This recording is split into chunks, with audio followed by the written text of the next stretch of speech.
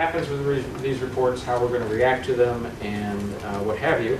The first item is to receive and file the Des Moines Waterworks and West Des Moines Waterworks Collaborative Study Report. Scott. If I may, Bob Veenstra from Veenstra and Kim is here to provide all of us with a brief presentation. This collaborative report originated last fall between the West Des Moines Waterworks Board of Trustees and the Des Moines Waterworks Board of Trustees. Bob and Camp Dresser McKee, an engineering firm out of Kansas City with specific national experience in looking at efficiencies within water utilities, have authored this report. You should each have a copy, and any member of the public that would like a copy of this is certainly welcome to it by making that request to us. But Bob has promised to give us a bit of an overview, and I'm sure he'll be happy to answer any questions or concerns you may have. Mr. Moines. Thank you.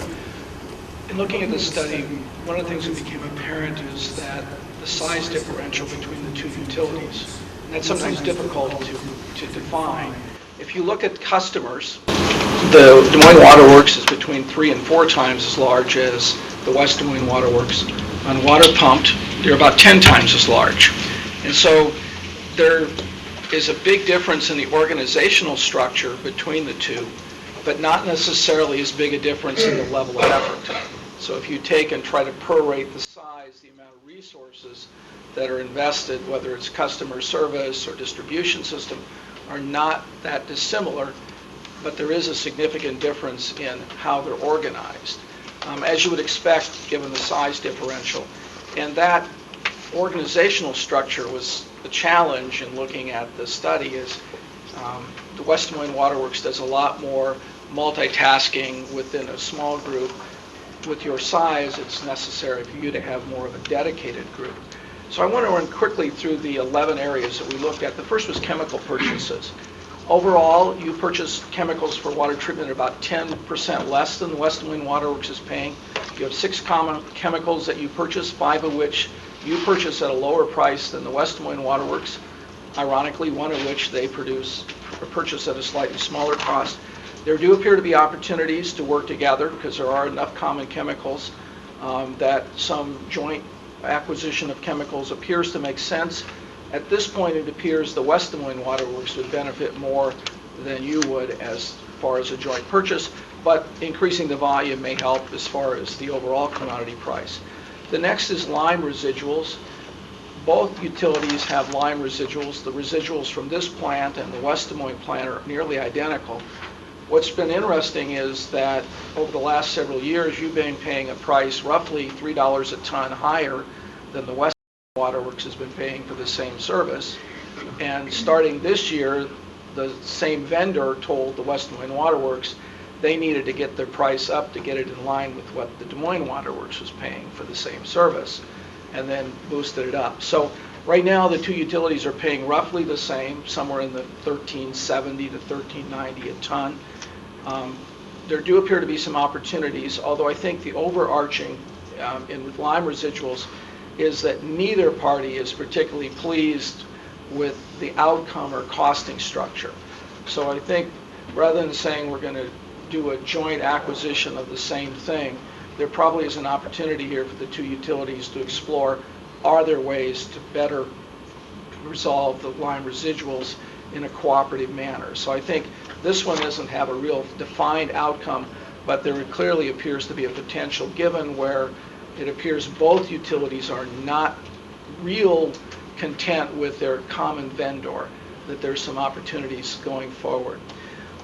Vehicle maintenance, one thing that became apparent is that the West Des Moines Waterworks, with its grounds and all of the field personnel, has a much larger vehicle fleet than the West Des Moines Waterworks, no matter what comparison basis. You do a lot of that routine maintenance in-house. They contract it out. There may be some opportunities here for you to do some service for the West Des Moines Waterworks, some of the routine maintenance that you could do in-house. They appear to be amenable to at least looking at that. Grounds maintenance, this is probably the largest differential. You obviously have a lot of space to maintain. The West Des Moines Waterworks has worked on the opposite theory of trying to own and control as little property as possible. They don't have a ground maintenance crew. They hire one person 5 months out of the year to do part-time mowing and to be the fill-in operator, shift operator at the plant when mowing is, like last week when mowing couldn't be done. So in the grounds maintenance, there's such a disparate nature that there probably isn't a lot of opportunity unless at some point in the future both were to look at contracted mowing services. But that doesn't appear to be in the cards right now because West Des Moines Waterworks uses that seasonal employee for a lot of functions. Mowing is only about half of their time. Dispatch services, this is one where there is a noticeable difference. You have a separate dispatch group. The West Des Moines Waterworks does not. They use their office staff during the day and their plant staff at night. So to the extent that you have a 5-person staff, they don't have any identified cost for dispatch services. And if you look later into it, part of the reason is that they have a much lower requirement for that kind of service, given sort of the service level differentials. Distribution system, we were originally going to look at this as 4 different areas. Leak detection, hydrant maintenance, valve maintenance, and sort of the repair, construction, tapping. But what became apparent is that you really couldn't do that given the way the West Des Moines Waterworks is organized. They have one 8-person staff who does everything. You have 39 people that do them more silo-oriented with cross-training. The interesting piece of it is if you look at the level of effort, it's nearly identical. The one difference is that they probably, as a group, spend a little bit more time on preventive maintenance because they have a much lower incidence of main breaks, and part of that is because they've undertaken about a 20-year program to replace almost all of the older water mains in the Valley Junction area. So most of their distribution system is newer than it would appear, even looking at the age of the community. They've replaced most of the east of about 28th Street has been replaced over the last several years. Not a lot of opportunities here unless at some point the West Des Moines Waterworks were to say we would prefer not to be in the distribution business. That maybe is a longer-term goal than a shorter-term opportunity. Lab services, you do in-house almost all of your lab work. They do a few simple tests and contract with the hygienics laboratory. Depending on however you want to look at it, your costs for lab services are cheaper than what the hygienics lab charges. So there are some opportunities there, and it appears that that's something that maybe follow up on would make some sense. Meter reading, significant difference here that you have gone away from the old meter reading, and they have maintained that. There is one area you do have a number of meters that need to be read with a truck-driven inquiry unit. They have that capability for some of their western areas. You currently contract that to Xenia. That may be an opportunity where there's about 3,000 customers where they do provide that service, and there's a potential for them to maybe provide that at a price that would be more competitive than what you're currently paying, or at least to give them an opportunity to see how that would price. Optimization of operations, this is sort of the one that's the most difficult to look at. During the non-peak period, there's clearly more water production capability in the area with 4 water plants than there's need. So if you were to look at it from a purely engineering perspective, yes, could there be less water plants in service? That's probably the case. But if you look at it from a business operation perspective, the West Des Moines Waterworks uses their plant operational staff for a lot of different things. And so even if the plant wasn't in service, they would probably incur most of those labor costs. And from a costing structure, the incremental cost for you in the non-peak periods to provide that water may be something that would be an opportunity, but that then sort of flies in the whole costing structure of selling water sort of between the cost of service and the incremental cost. So I think, although this is an intriguing area, the structures of the 2 utilities at the present time make this one that's probably really difficult to pursue very far, although it does have some intriguing ideas if you look down a few layers in the onion that may be a little bit more challenging than we can address today. Customer service, again, They do their customer service. West Des Moines does with their 3 office personnel. They have no dedicated office staff for customer service. You do. And if you look deeper, you'll notice that they have a much lower customer inquiry rate than the Des Moines Waterworks does. And so they're able to sort of use those 3 people that are there during the office to be their administrative staff, their customer service, their dispatch service. So at this point, it doesn't look like there's a lot of opportunities in that area. Lastly is billing. You do a combination of in-house and contracted billing. They do everything out of house. Your cost to produce a bill is higher, but your net cost, given the collection from the city, is lower.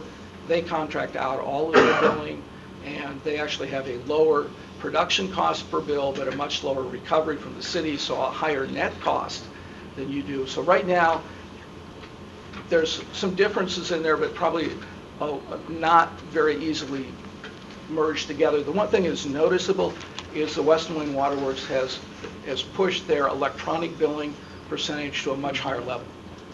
Both of which, though, would be considered probably below average for cities of metropolitan areas. So there may be some opportunities. CDM Smith suggested that this may be an area where a more cooperative approach to try to push customers to a greater percentage of electronic billing, not just for one utility, but sort of get people to think in that area. Because it was noticeable in looking at, the difference that was beginning to have a noticeable effect on pushing their cost per bill down. They also do a few other things, like they cover all the transactional costs for credit cards.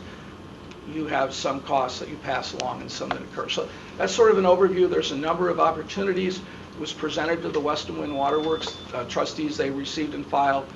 They intend to follow up, and the acting general manager's comments back to the board was that he would follow up and report back at their May meeting. So the intent is that the next steps should probably be taken while this is relatively fresh, even though the opportunities may be somewhat defined. So with that, I'll be glad to answer any questions. Is there anything you'd like to add? Just a comment, if I may. You've each received a draft of the agendas for the Planning Committee as well as Finance and Audit, and it's my intention to bring back for further discussion with the board at the subcommittee level the report. Bob's analysis has really pointed out at least a couple areas that we want to delve into and then report back. Vehicle maintenance is one that you heard some discussion on, and also in the area of customer service. Although he didn't mention it specifically, it's mentioned in the report that you have a copy of greater reliance on the interactive phone switch, perhaps to increase efficiencies as well as credit. So there are a number of issues that we need to drill in further and then report back to you. And as Bob stated, the freshness of the report and the freshness of some of the information in our mind that was went into the drafting of the report, pretty important to capture that quickly. So we'll be talking with you in greater detail after we've had an opportunity to chirp up some information in the next month or so. As always, Bob, very much appreciate the report. And I'm confident that Bob will be available at any time with any follow-up on this. Thank you. Anybody else? Any questions or comments? We're going to have more time to talk about it. Go ahead, please. I would say, we pay our bills, most everything electronically, and it's one of the few bills that we actually get, and things come back and forth and you get something in the mail, and I wonder about those costs and whether there are savings or other better services we can do, and I think it's great. Obviously, we've seen, some of the other services we do through there and other city buildings, so I'd be interested in knowing more about that. I appreciate the comment, Mark. There are a couple things to keep in mind that make us probably a little unique. One of them is the demographic of our customers, a little bit different than it would be for West Des Moines. And the second, as you pointed out, is really a relatively complicated relationship on how we bill on behalf of the city for their solid waste and recycling, for their storm and sanitary utilities. But the basic issue of trying to push a greater electronic payment and less paper payment certainly has its opportunities, and one that we'll drill into. But it's whatever we do, we have to be careful that we're coordinating with our partners in 3 other utilities who are also pretty important revenue sources for us and how we staff customer service and how our process works. So we'll want to report that back to you with some caution and some greater appreciation for what the city, as an example, would think. Thanks. Anybody else? Okay. Moving on to item B, receive and file the Dale Carnegie 2013 survey materials, which came in a binder. It did come in a binder. Thanks, Bob. Kind of voluminous materials for the board to look at. Let me just collapse it down, hopefully, into about a minute. First of all, as you all know, following the board meeting, I meet with employees who voluntarily attend a after morning discussion. So there'll be 2 such meetings tomorrow, and we'll provide information on how all employees can have access to the materials you have on the common drive here within the utility. But the long and short of this is Dale Carnegie came in at our request to help us with doing really an organizational assessment of our training needs, our communication needs as an organization. Part of that involved a survey of our employees, and about half of our employees, which is a quite high response rate, provided comments and or provided a numeric response on a scale of 1 to 5. Those are summarized for you. The comments themselves with some edits are in front of you and available. Again, they'll be made available to our employees generally. We, that is the leadership of Waterworks, will be meeting with AFSCME leadership in the next several weeks on next steps. I personally need some interpretive help on what some of these results mean in terms of follow-up. But it's very clear to me that there are significant areas there where we can do a better job in managing our workforce and want to focus on that. But the precise next steps are going to require some discussion between Waterworks staff, certainly our union leadership, ultimately I think our employees, but also the Dale Carnegie professionals in these areas. So wanted you to have in particular the comments, because as you can tell there's a significant number of comments about pension concerns that I'm sure are very important for you to hear and to see.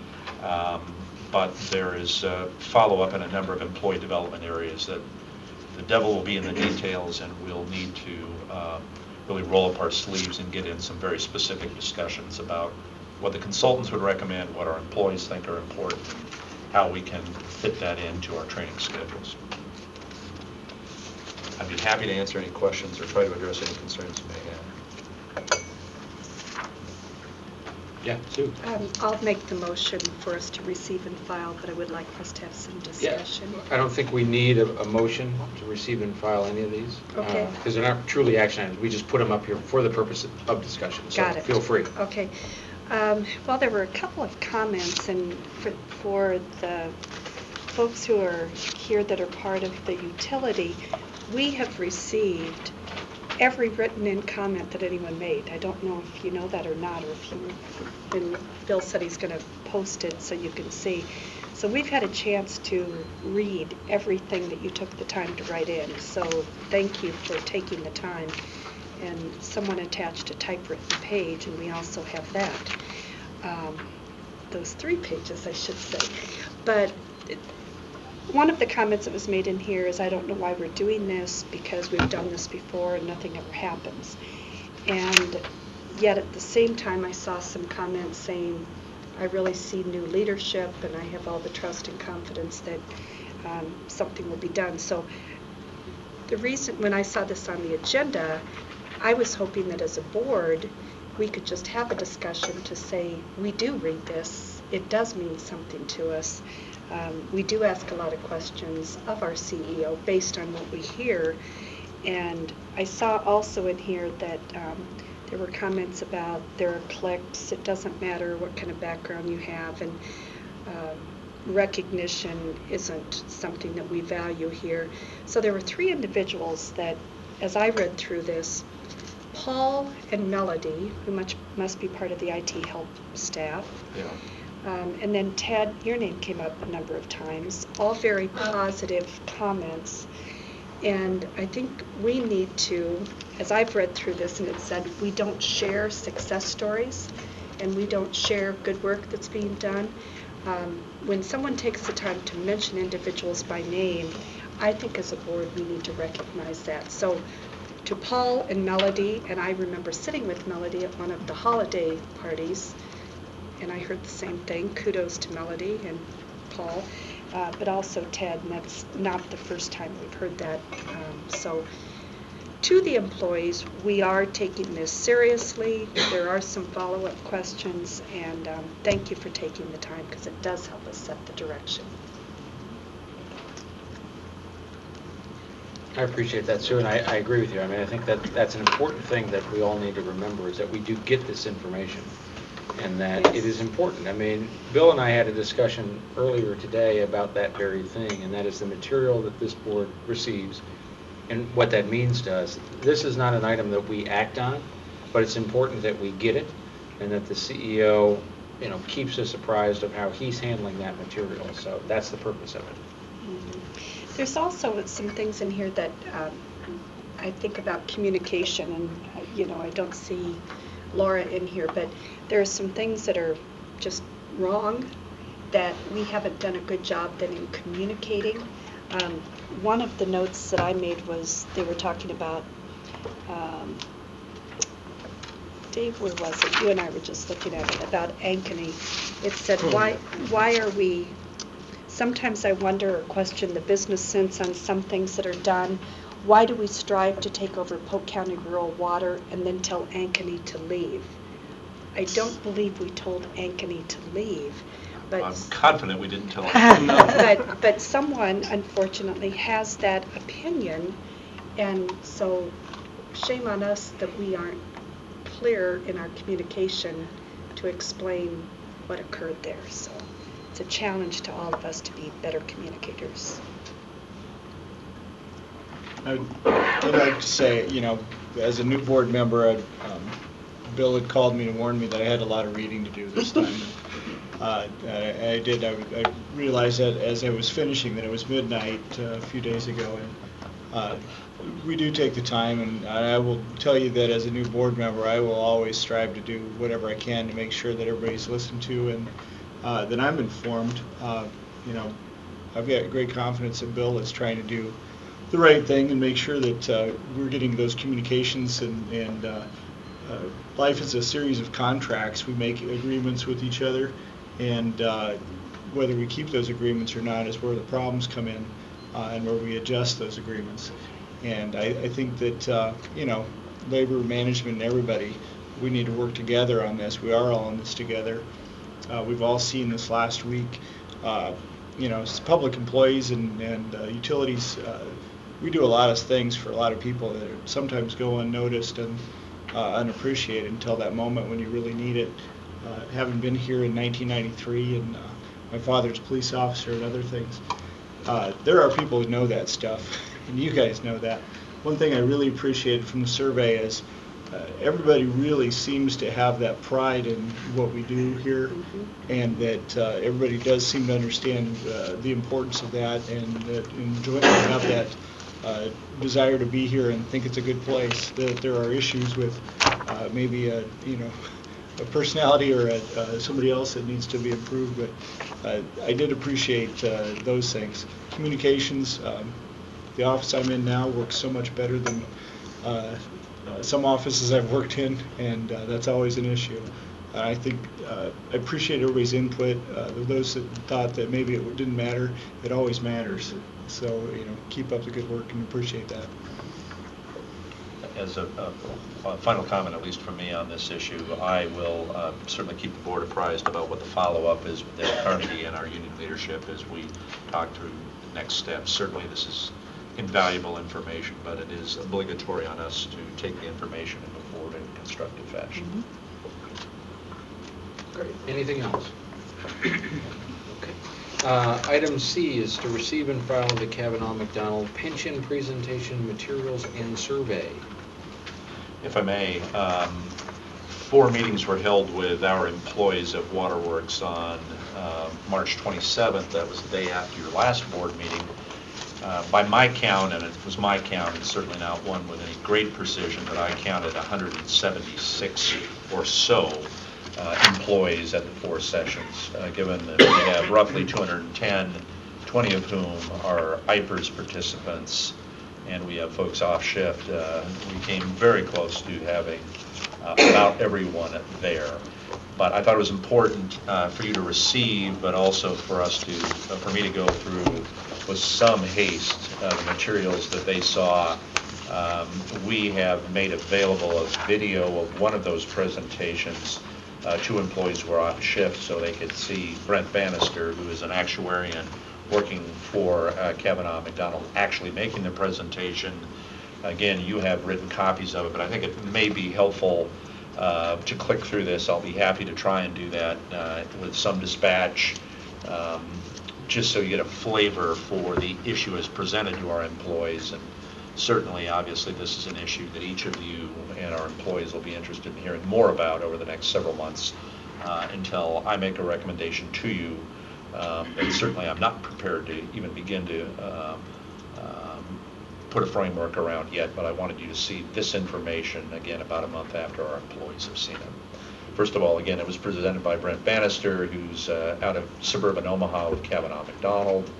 The things that were covered, essentially a review of where we are now, how plans work generally, some possible changes that are out there, and then at the end you'll see that there is a survey instrument that's provided to our employees for their voting, if you will, of ideas. There was very clear as we get to the survey instrument, one issue that a number of our employees would have preferred to have seen on there that was not, and that is essentially a question asking, is it appropriate to cap earnings at a particular level to reduce costs to the plan?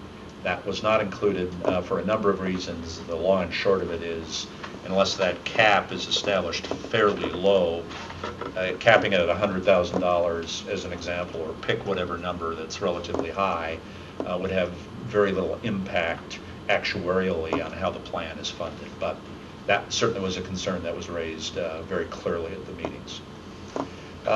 This is perhaps as good as anything of summarizing what the concern is, at least as I would see it, would be. This is a history, some 25 years of history or so, about annual contributions to the pension plan. Clearly, what you see there is a fairly flat $500,000 or so contribution until, unfortunately, post-2008 market distress and the recoup necessary to be able to fund based upon the loss of value of our assets.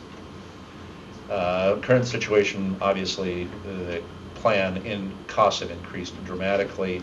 Nothing to suggest that this will change anytime soon. The basic issue there is, even if the market were to rebound, there still is a significant lost series of earnings from 2008. So it's not quite as simple of if the 2008 were to rebound this year as an example, does that recoup what's been lost 5 years ago? It does not, because the earnings on that loss are not made up simply by a one-time gain. And our conclusion, at least, that that kind of contribution level isn't sustainable. Solving the problem requires employees' involvement, your involvement as a board of trustees, not only for the waterworks, but for the pension plan itself. And obviously, we need help from actuarians to help us on this. Kavanaugh McDonald isn't selling a product. They have significant experience, not only in public plans generally, but in IPERS very specifically. So they're very knowledgeable in Iowa law and Iowa-related issues, even though they sit across the Missouri River on the other side of the border. There are really two basic types of plans: defined benefit plans, which provide a benefit tied to length of service and pay.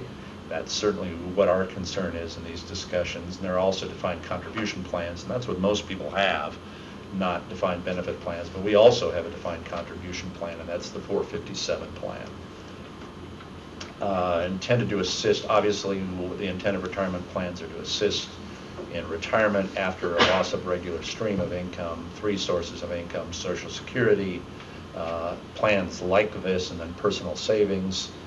A nuanced issue for actuarians, I gather, if you don't have enough money as you get older, the standard of living is reduced. That one seems pretty apparent to me, but the nuance that he introduced, if you have too much money as you get older, you apparently reduced your spending too much before you got to that stage. I don't think many of us will have much of a worry with that, but it had meaning to him. Retirement plan costs really hinge on the benefits, when it starts, the amount of contributions to fund the benefits, and how long the benefits will be paid. The last of these, that is longevity-based, the fact that you and I and most of us in our generation are living longer than the average of our parents and the average before them for their grandparents, we're not going to change that and wouldn't want to change it if we could. A little bit about the Des Moines Water Works plan, final average pay, basically the highest 5 years of last 10 years times years of service times 1.5% of pay. As an example, for a 27-year employee, a calculation there as to her benefit. IPER is fairly similar, but instead of 1.5%, it's a little richer in the front end and not as rich in the back end, maximizing at 65% of pay. Some differences with IPERs. The major difference being IPERs has an employee contribution. Des Moines Water Works benefits are payable unreduced at 65. It's unreduced at a rule of 85. And it's reduced at age 55. The reduction is partially offset the longer the benefits will be paid. IPERS has a more precise reduction for early retirement than we do, is what that means. It's unreduced if you're 65 or 62 with 20 years of service, and there's a rule of 88 that applies. And again, the reduction for early retirement is significantly more the Des Moines Water Works plan. Funding under the Des Moines Water Works pension plan, the employer makes the only contribution. There are no employee contributions. Under the IPERS plan, essentially 60% is contributed by the employer, 40% by employee.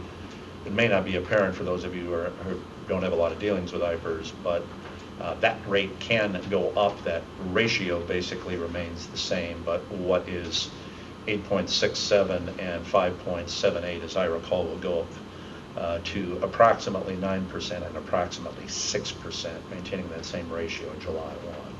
And they change each year based on actual experience. Kinds of changes that would reduce the spiking of costs that you saw, benefit amounts themselves when it starts, how the funding works. Important notes that he emphasized: it's an exploratory process. We haven't decided anything yet, and certainly, ultimately, the only people who can decide are you all, that is the trustees of the pension plan, and it's in what I hope became very clear, what has been earned to date is not going to be challenged in the process. It's the formula from a particular time going forward. Some possible changes, what I term spiking. There are those, I'm confident in this audience, that would not view that as a fair capture, but as part of the 60-month or 5-year highest paid, the final pay here, which includes payouts for vacation and sick leave, are included in the averaging process. I have not seen another plan that does that. That's unique to us in my view, or nearly unique to us. That is a significant cost in our view, but put on the employee side, I believe our quick estimation was it increases the monthly payout for every employee for the remainder of their life for about 10%. So it is a significant issue. The 1.5% factor could be reduced, increase the averaging from 5 years to a longer time frame. Obviously, most employees, their pay increases over time, so the longer you stretch the averaging period, it will drive down the average. Eliminate cost of living adjustments, which aren't guaranteed but come before you under the current status on an annual basis. Some assurance here that doing something on death and disability, kind of like doing something for people who make $100,000 or more, whatever it may be, would not have a significant benefit on the contribution to the plan. It is not a large cost item in the grand scheme of several hundred lives that fall under these plans. Possible changes to when the benefit starts: raise the retirement age, change the rule of 88, change early retirement reductions. I'd mentioned that IPERS has a greater penalty for folks who retire before they've reached the age of 88. That certainly is an option. Other possible changes: have employees make contributions. It's very common in the public sector. The parent says that it's not as common in the private sector. Well, defined benefit plans are very uncommon in the private sector now, unfortunately. And some fixed percentage is an example where the employer and employees both contribute, like IPERS. Or there could be a way that those spiking contributions are delayed, not recommended by the actuaries, and I don't think you'll see that in my recommendation to you, because it pushes off in an Ohio or Illinois fashion the makeup that's necessary, and ultimately becomes a far deeper hole to climb out of. Other possible changes: moving waterworks to IPERS. The actual merger of plans is very difficult, not very likely, in my view, to happen. There are ways to, my term, novate or begin a new IPERS coverage for employees, but it's not as simple as saying, if I have X number of years with waterworks, I will come into the IPERS system with X number of years. That is very unlikely to happen for some legal reasons. And as all of you know, in September of this year, the Des Moines Waterworks pension plan was closed, and all new hires since that time have gone into the IPERS plan. We talked a little bit about merger here. Stop earning additional benefits in waterworks and start, that's what I term as novation. And there are some very complex issues in how these are accounted for and how it could possibly happen. So at the end of the day, any possible changes here involving the existing plan that do not simply involve a reduction in future benefits, but looking to an additional provider, are complex. And fortunately, with Rick Mom's benefit, we're looking at the legalities of a number of those right now. Have not costed out any of this at this point. I don't recall seeing a single number yet, other than the numbers you've seen in this presentation. And then we asked employees to fill out the form that is located in the materials you have. Would be the last page of what you've been given. Those responses have been tabulated. I frankly have not looked at them yet, nor have I shared them with the union, simply because I have not. I'll be reporting back to, I believe I have it teed up for the Finance and Audit Committee, the results of those, and certainly make those results available to the union before that next month. That's the long and short of what I wanted to provide, but I'm confident there may be some comments from the audience on this one. Great, and I think that's a good point. Before we go to comments and questions from the board, is there anybody here in the audience who'd like to speak on this topic? Yeah, if you wouldn't mind stepping up to the podium, that would be great. Denny Jackson. One comment that I noted that he did make was when he was questioned about principal, was that he said his company would not calculate it the way principal is doing it. So I'm wondering if there is something there that we need to be looking at that also at this time. That he just made the comment that we would not be doing it the way principal's doing it. I'm not sure exactly what that meant. He's the actuary, but he said they do something different than how they would figure. So is there a calculation that they would do differently, that we would come up with some different numbers as an end result? And if I may, I'm familiar with the comment that was made. We will be following up with them. I want you to know that the principal method, as well as the method that I believe Kavanaugh McDonald said that they would prefer both actuarially acceptable methods.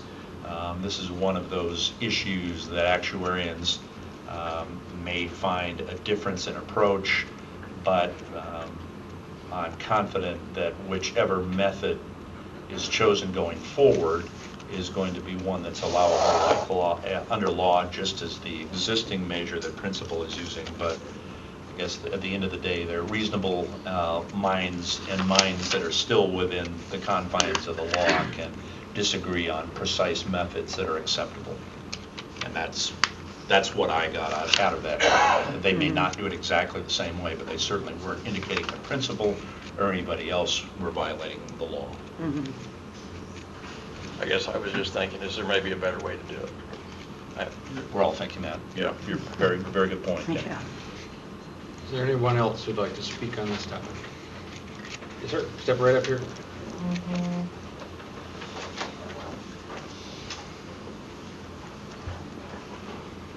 Roger Middleton, employee here. And Ted, what Jenny was saying, the guy that came in and talked to us works with public utilities. So he knows all about that. So it's a little bit different than working with Principal. And I got one comment here I heard, and correct me here.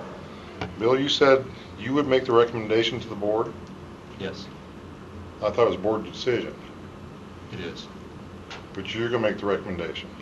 I will make, the long and short of that, Roger, is there will be several options that will be presented to me. Right. Rather than provide several options for the board to sort through, which in their power they certainly can do, I'll take the options, make one recommendation. You'll make the one recommendation for the whole company. I'll make the recommendation to the board of directors. That's my responsibility. Well, I thought it was the board's responsibility to make our decisions for us, but They make the other final thing is, decision. I question, are we still gonna have, after they come back with the actual numbers for each thing that was put up on there, are we gonna be able to vote on that too? Or like we did on that presentation to give to the board? What I promised to you and will continue to promise to you, when I get those numbers, we'll be happy to provide that to you, whether that means, there's some kind of plebiscite, a vote on what people want is, I think, an issue that I'm not sure what value there is in that, but you're going to have the same information that the board will have. Ultimately, again, I don't make the decision, you don't make the decision. I will make a recommendation to the board, and they're the ones who will make a final But decision. you're making one recommendation, right? That's correct. But Roger, I Well, mean, how's that a recommendation, I guess? If but you're Roger, given one option. anything else that we ever take action on, I mean, on our yellow sheet, anything else, we always have a recommendation. I understand, but there should be options, not just one thing. They should be given the whole thing, just like you were giving up here. You're giving different perspectives of where we could go with IPers or cutting back here, whatever. Once we get the numbers from the actuary and we have our discussion about that with the employees and everything, make their vote again, rate income, whatever, then that should be presented too. It's my understanding that all of those options will be presented to the board, and Mr. Stowe will say, this is the one I recommend.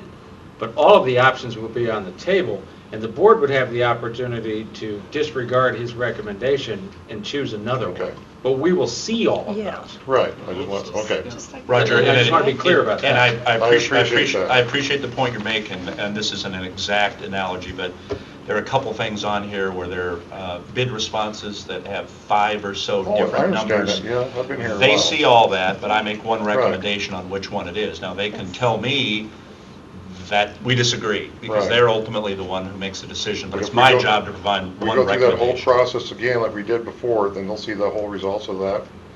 I'm not representing to you that we're going to take back the numbers and then get everybody together again and have them vote on it. That's certainly something I'm happy to talk with union leadership about, but having people re-vote, I'm not sure that's necessarily the approach I'm going to take. I will certainly provide you what those numbers are, so you know one costs X and one costs Y, and can make the argument from there that But that is then will we have our opinion to forward to everybody here or not? You certainly have the ability, as you are right now, No, I every mean, as month. we did before, this presentation, what they have now. Will we re-vote on it? That's what I'm telling you. I've not committed to that and don't know what the value of that would be. You're certainly welcome to try and help me to understand what the value of that is. But I don't think this is an exercise in pure democracy in that way, Roger. You and I may disagree on that. You will. All right, is there anyone else? My name's Delvin Weaver. There's just one thing that I find troubling that I wish somebody could answer for me. Why is there a 10% difference between the waterworks contribution and what IPER's contribution is? We're putting in 25% of our pay, and IPER's puts in 16 or 15. And they're successful, or they're able to run their plan, and our plan is going down the tubes. Why is that? Well, let me try, Dylan, and I don't mean to talk as if I'm an actuary, and I'm not. But at the end of the day, there are a couple of pieces to that puzzle that seem pretty apparent to me. One of them is the size of the plan. IPER's huge and has a history of employee contributions. We have no history of that. So they have this fund that is larger to begin with, is less potentially susceptible to market variations because it's larger rather than smaller.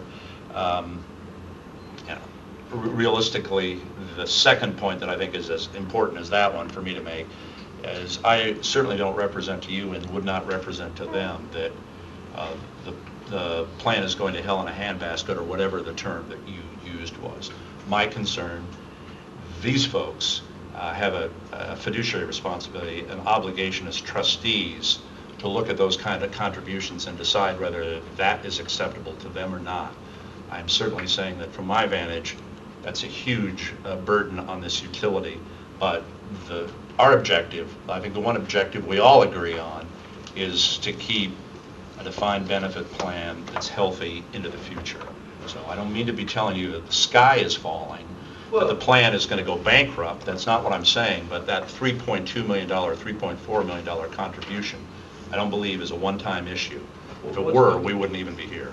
What's confusing to me, though, is we're contributing 25% and pensions and whatever, trouble or whatever, but their total is only 16%. Right. So. But if you look back, That's a 10% difference. If we could drop. yeah, it doesn't. 10% Again, I'm not claiming to be able to speak as an actuarian here, but the reality It's is just because that they're if you so go, big. it's 24, 25% now. It certainly wasn't on the left side of that, but at that time, there were being more contributions received by IPERs because they have both employee and employer contributions. So it let their fund build up. Does that make some sense? Not entirely, because it's still the same percent, right?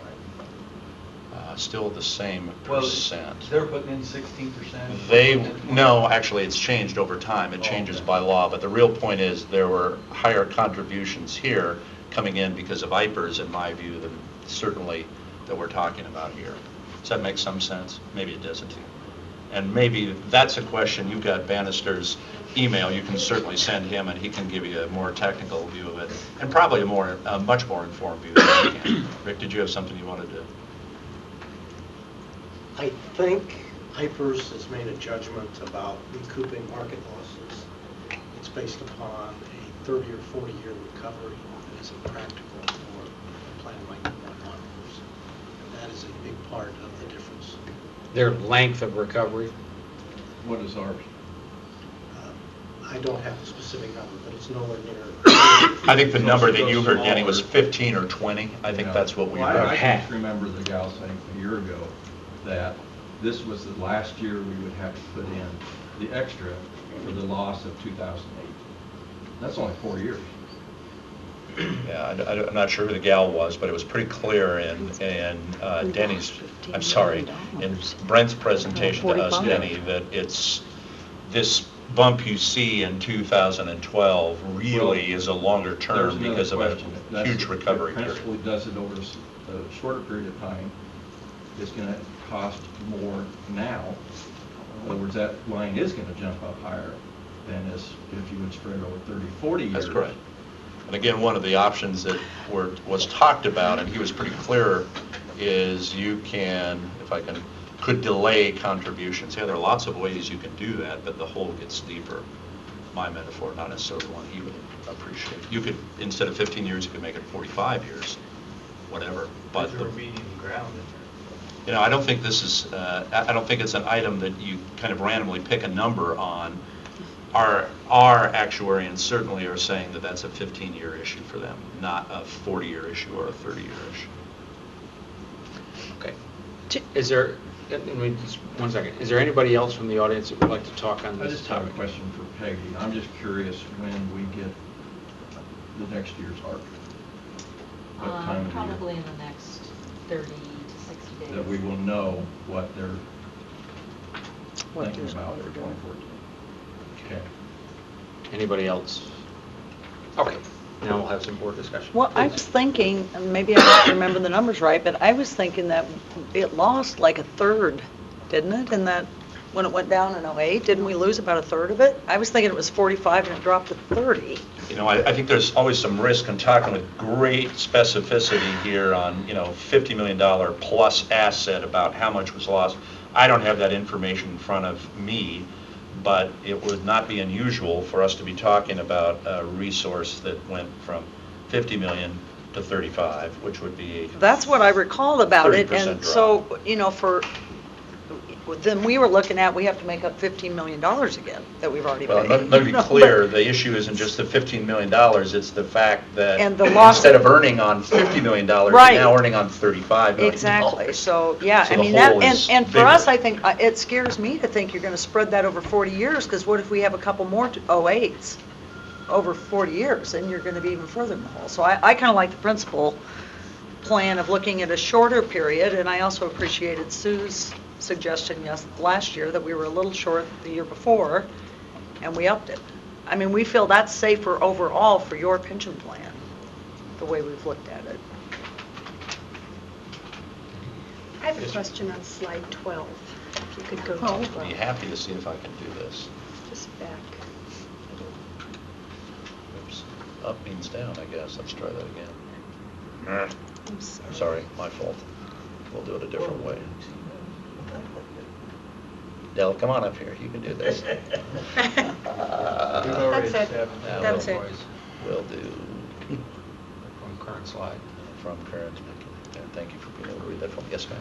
Okay, under Okay. important notes, I love those 2 points. Could you expand on them and tell us exactly what it means? Because, again, going back to the Dale Carnegie survey, I think Right. a lot of people are under a misunderstanding as to what has already been decided. And I'm particularly interested in the second bullet there under Got it. important And notes. although I didn't sense it, I hoped that the second bullet would provide some sigh of relief for folks. Exactly. Right. Let me try let me try the first one because it's, I think, the easier one to get your hands around. There have been no decisions made. I have seen no numbers other than the ones that you've just seen here.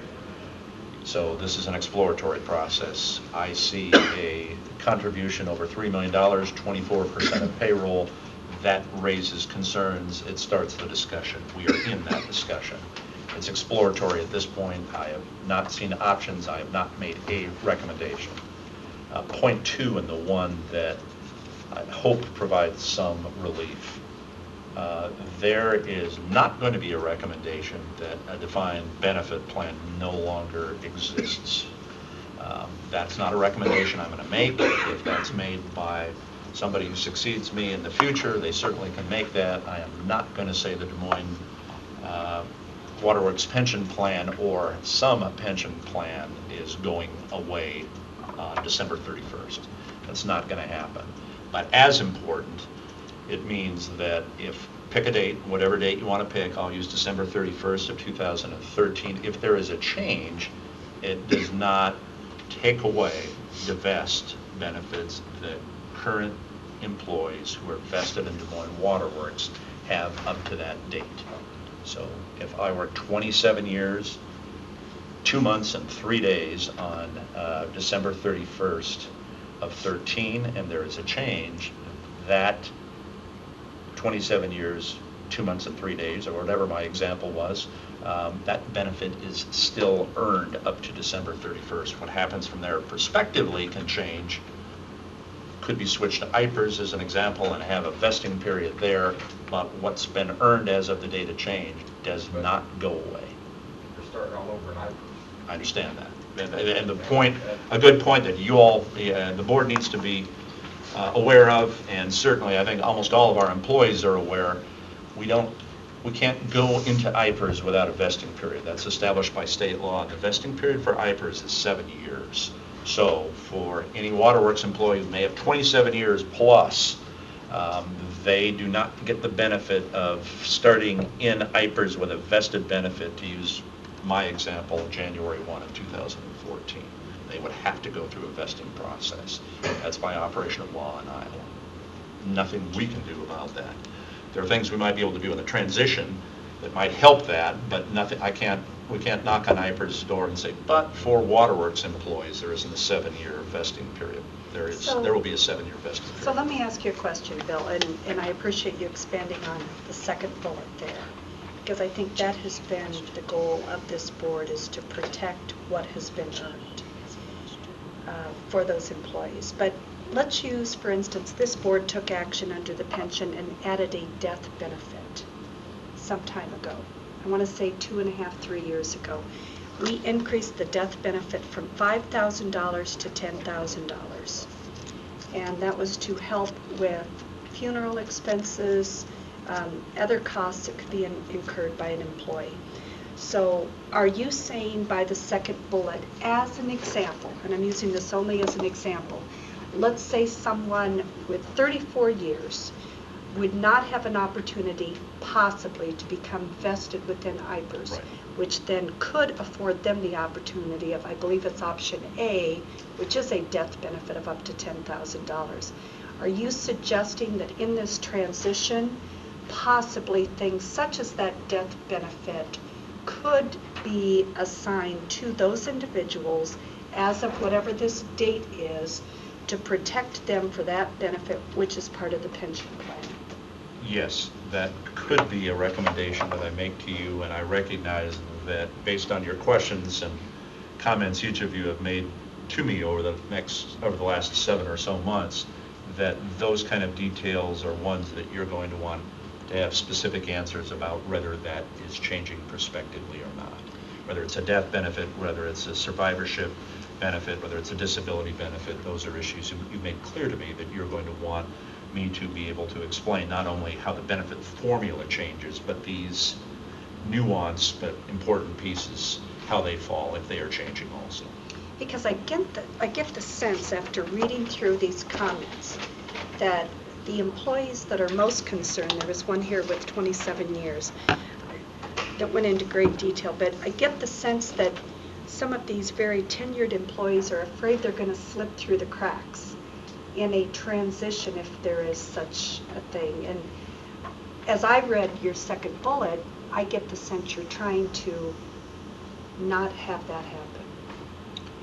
And again, I think the fighting issue is how you define slip through the cracks. Okay. I'll want to provide you a clear view of what options are out there, going back to Roger's point, what my recommendation is, and we will try to chase in a way that's meaningful to you every nuance in the plan that we can contemplate, and I'm confident our employees will help us to contemplate some additional ones so that you know what the change is and how it would impact those nuances. Okay, thank you. Okay. Just a minute, Rod, just a minute. 27 Just, year thing. I got 27 years, 1 month and 6 days, so you point at me.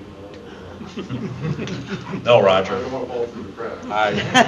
I'm confident you wouldn't let me put you through a crack. now, is there any, just a minute, Jeannie, is there any other discussion on the board here? Any questions at this point? I want to be sensitive to process, but I also understand there's a lot of concern here. So if there's another public comment, if you want to step up to the podium here, Jeannie, I'll. No, I want to make sure I heard Bill right. And I know it's not decided or anything. There's no grandfathering into IPERS. I can't answer that, Jeannie, because grandfathering to you and me may mean two different issues. What I mean to say is there's a 7-year period that Iowa law establishes. You have to work before you can kick into IPERS, and you have to be under a covered IPERS employer to be able to do that. We I have can't all that. change that. We have all that, right? No, we don't. What We're not. don't we have?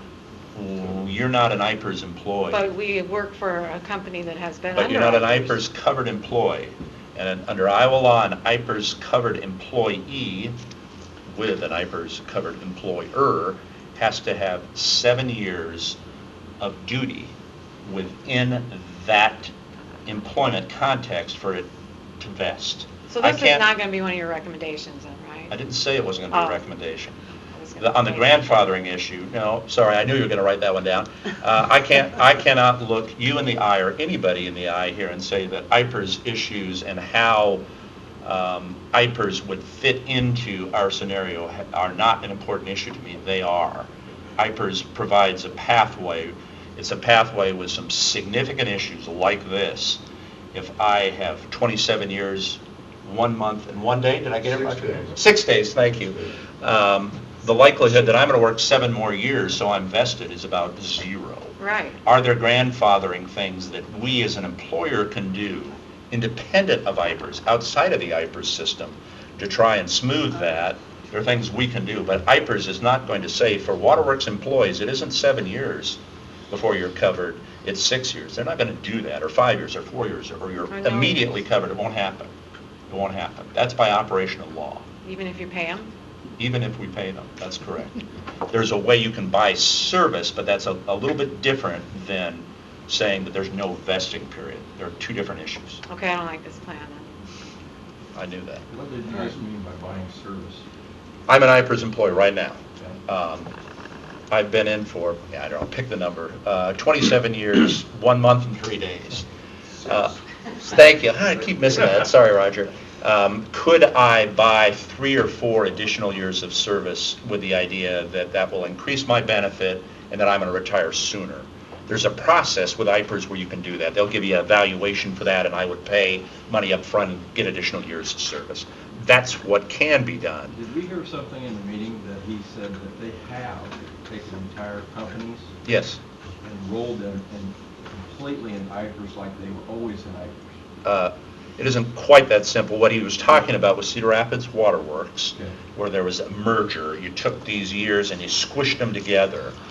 They were overfunded. They had an employee contribution that happens to be exactly the same that IPERS required, as well as an employer contribution. So their plan had a lot of look-alike characteristics. That's the one time that they merged them together that I'm aware of.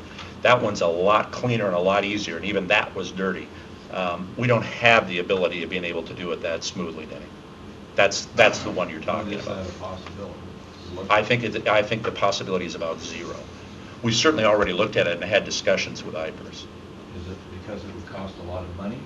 No, it certainly will cost money. That isn't Yeah. the only, I don't want to say that's not an issue, because it is an issue, but the complications of how they would credit service over and how the accounting would square up to be able to make that work, and the tax implications are significant, to the point where the IPERS staff are essentially saying, we've done it, we're not going to do it again, absent an extraordinary circumstance, and we, Des Moines Waterworks, aren't that extraordinary circumstance. It is not attractive to them at all to do it. All right. Anybody else have anything to say on this item?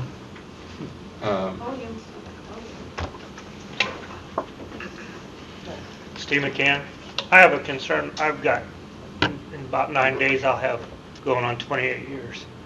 And I guess my concern is if all this happens to go into IPERS and my pension gets frozen, the years that I'll continue to work here will until, and like it could be 4 years, it could be 7 years. But the money that I personally contribute is all I'll get back if I never get vested into IPERS. And I feel like I'm getting shortchanged on that. I feel like, you know, where's my reward at the end of the tunnel here? And I love this company. I love to work here. I don't want to retire early. I want to stay here. But you got to do something to help me out too. I mean, I just don't want to be dropped right cold. And I know that everybody has that same concern.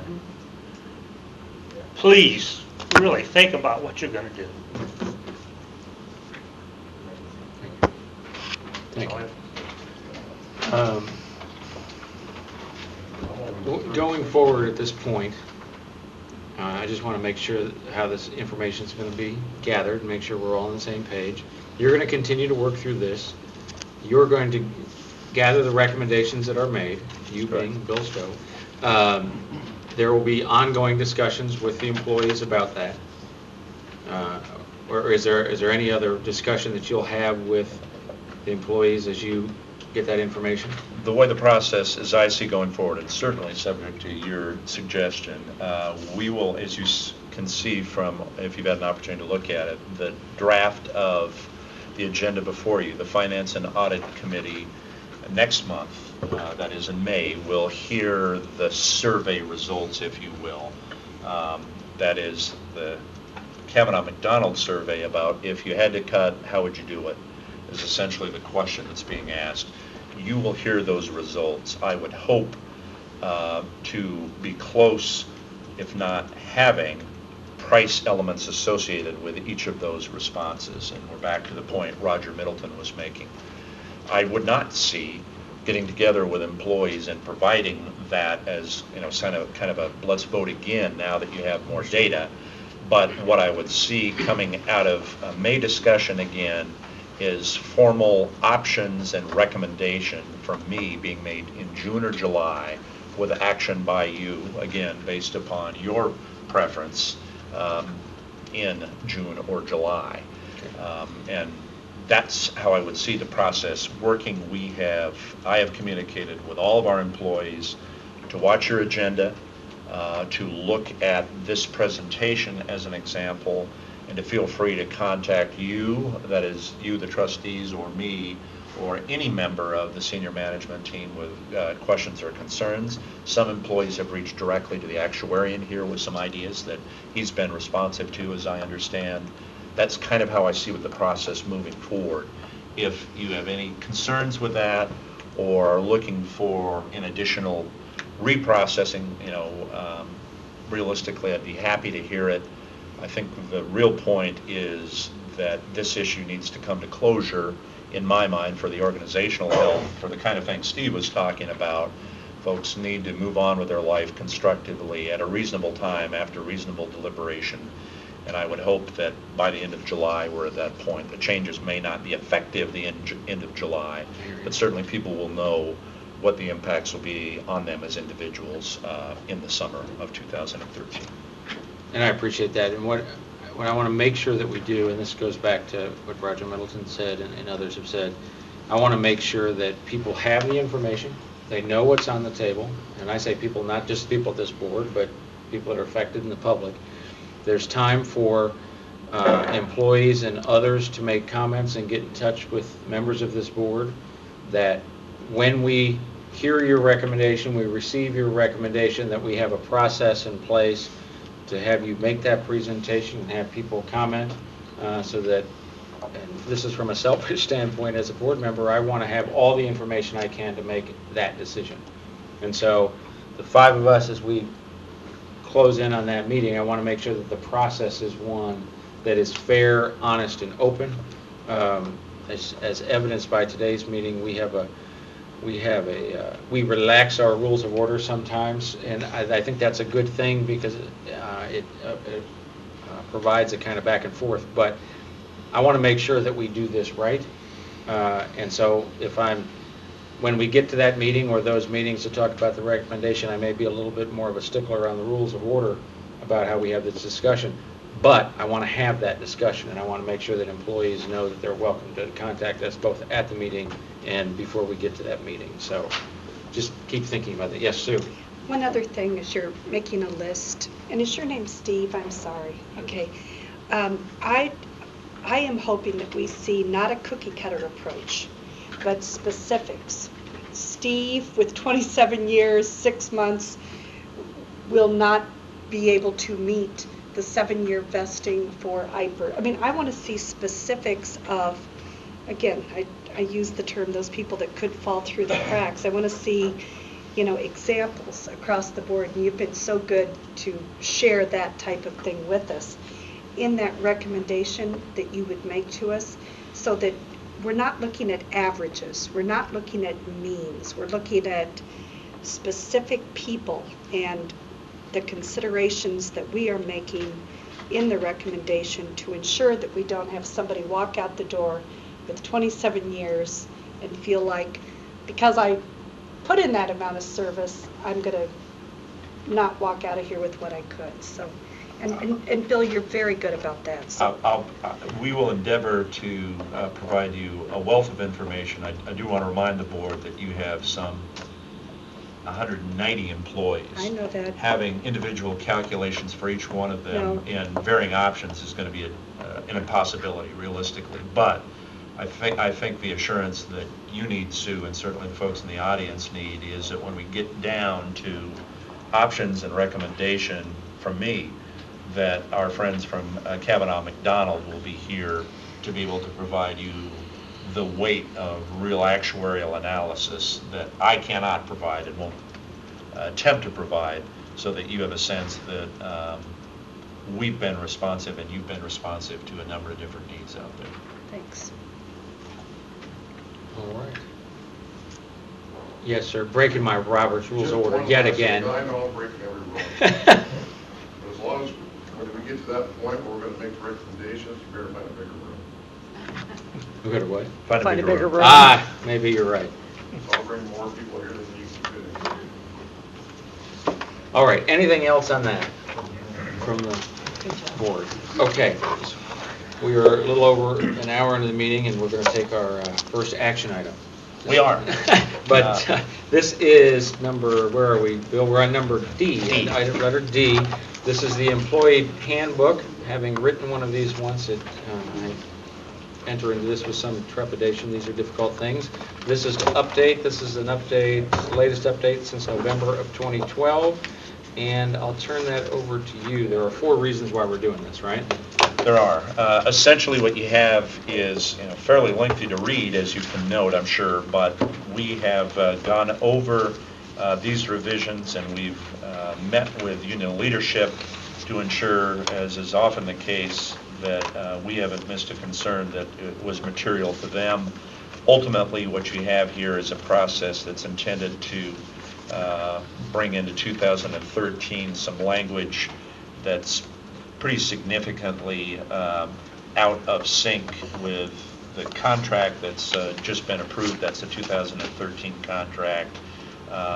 Pension plan closing as of September of last year. Some fairly cosmetic changes in names of departments and CEOs and other things in the format itself. I'd be happy to answer any specific questions you've got here. There's on your yellow sheet materials, there are specific revisions that have been made here, but I'm pretty confident that this is an ongoing process. We'll continue to have additional revisions and revisions in your rules and regulations in addition to the handbook as we move forward. This is never something that is ever at complete closure, because we as an organization change, and the need to change the language in which we describe ourselves changes. But that we're trying to, in one swoop here, provide revisions that will at least bring us closer to where we should be with the language in our employee handbook. Okay, so in this item, I would need a motion to approve the employee handbook revisions as presented. So moved. Is there a second? Second. Any discussion? Any comments from the audience or the public? Seeing none of the above, all those in favor? Aye. And those opposed? Hearing none, that passes. We go on to item E. This is core drilling services for 2013. We'll need a motion to award this, but before I do that, I'll turn this over and perhaps you can give us the rundown, Mr. Stowe. Let me summarize this pretty briefly. We have a preventative maintenance process called anno retrofit that essentially finds areas of our system that we believe might be facing imminent failure. We go out and through a process of drilling and adding materials down to the pipe itself, improve its longevity. What you have here are bid responses from 2 different firms that are part of that drilling or excavation process. Staff would recommend approval of the $92,000 contract to HydroClean Services, a firm that we're very, very familiar with, for the 2013 program associated with that preventative maintenance program. So I would need a motion to award core drilling services for the 2013 node retrofit program to the low responsibility of HydroClean, and the amount is $92,559. So moved.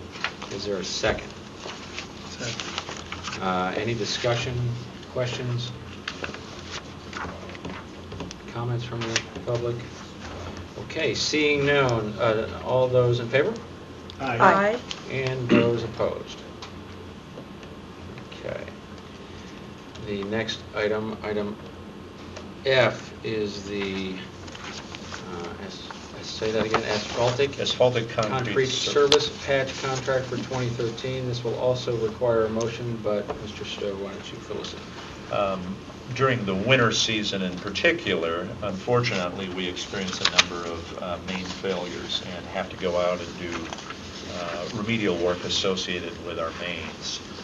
Because asphaltic concrete itself is not available in the market essentially from about November 1st to about April 1st, and it depends on the weather. We have to go through a process that's a temporary patch essentially, and then come back after that material is available and pull out the temporary and make permanent patching. That is the contract you have before you to do that in 2 areas in the streets itself as well as in the parking areas. The pricing here is positive compared with what we saw with a similar contract last year, and the staff recommendation is to move forward with acceptance of contract to Hill Brother Asphalt for $110,630. And I need a motion to that effect. So moved. Is there a second? Second it. And any other questions, comments from the board or the public? Seeing none, all those in favor? Aye. And those opposed? None. All right. The next item is G, and I will remind you that I will not participate in this vote as a relative of mine is a bidder. But this item is for the harvesting of grass hay at Maffitt. Mr. Stowe. You may recall, and I know my friend Scott Atson is more than anxious to answer any detailed questions on this that may come up, but you may recall there's been some discussion about putting out for bid, that is sale of a license right to come in and harvest grass at Maffitt for haying purposes. We've gone through a process of publicly announcing that, soliciting bids, and you have before you 3 responses ranging from $85 an acre to $162, and again, this is essentially selling rights to harvest hay at Maffitt for 2 cuttings. Our recommendation to you is to award the license agreement for harvesting grass to Vernon Flynn at $162 an acre for a total of $6,480 in revenue for calendar year 2013. And is that just for 1 year? That is just for 1 year. Scott, is there anything that I have not covered that you think is material for the board to know? Okay, so I would need a motion So moved. and a second. Second. Any other discussion, questions? All those in favor? Aye. Aye. Those opposed? Hearing none, and if you'll mark me as abstained on that, I'd appreciate it. And I'll just point out that you should all think of me at the holidays. This is the second time in as many months in my community activities that a relative has bid on something and was not awarded the contract that I participated in. So when I'm alone at Christmas, you'll know why. But I can't be claimed that I was conflict of interest. Okay. The next item. If I may, Yes. item H, a relatively complex issue, and let me try to lay it out. Each of you are going to have some familiarity to this, but this involves a request made by the City of Des Moines for approval by this board of a sale of 30 acres of land to Helena Chemical. You'll recall in about 1999, Waterworks partnered, I love that verb, partnered with the City of Des Moines to purchase some 160 acres of land in the southeast agribusiness park, agri-emergent park at that time, with the specific intention that it would be marketed to a large water user or large water users. In about 2007, there was a distinct possibility that involved some earnest money being paid for an ethanol producer that would have fulfilled our requirement on a large water user. That transaction fell through.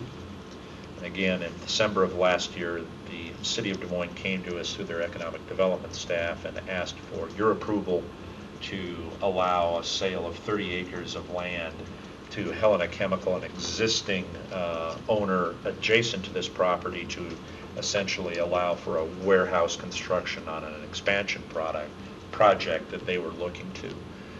You raised concerns and directed me to enter into negotiations with the City of Des Moines on this issue.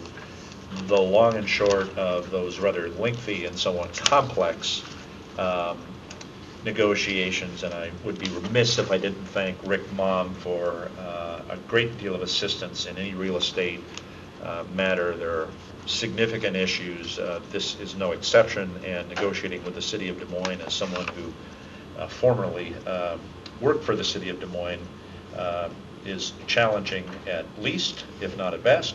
The culmination of those discussions is what you have before you, that essentially, in my shortcut, involves this: allows, through your approval, the City of Des Moines to move forward with their sale of 30 acres of land to Helena.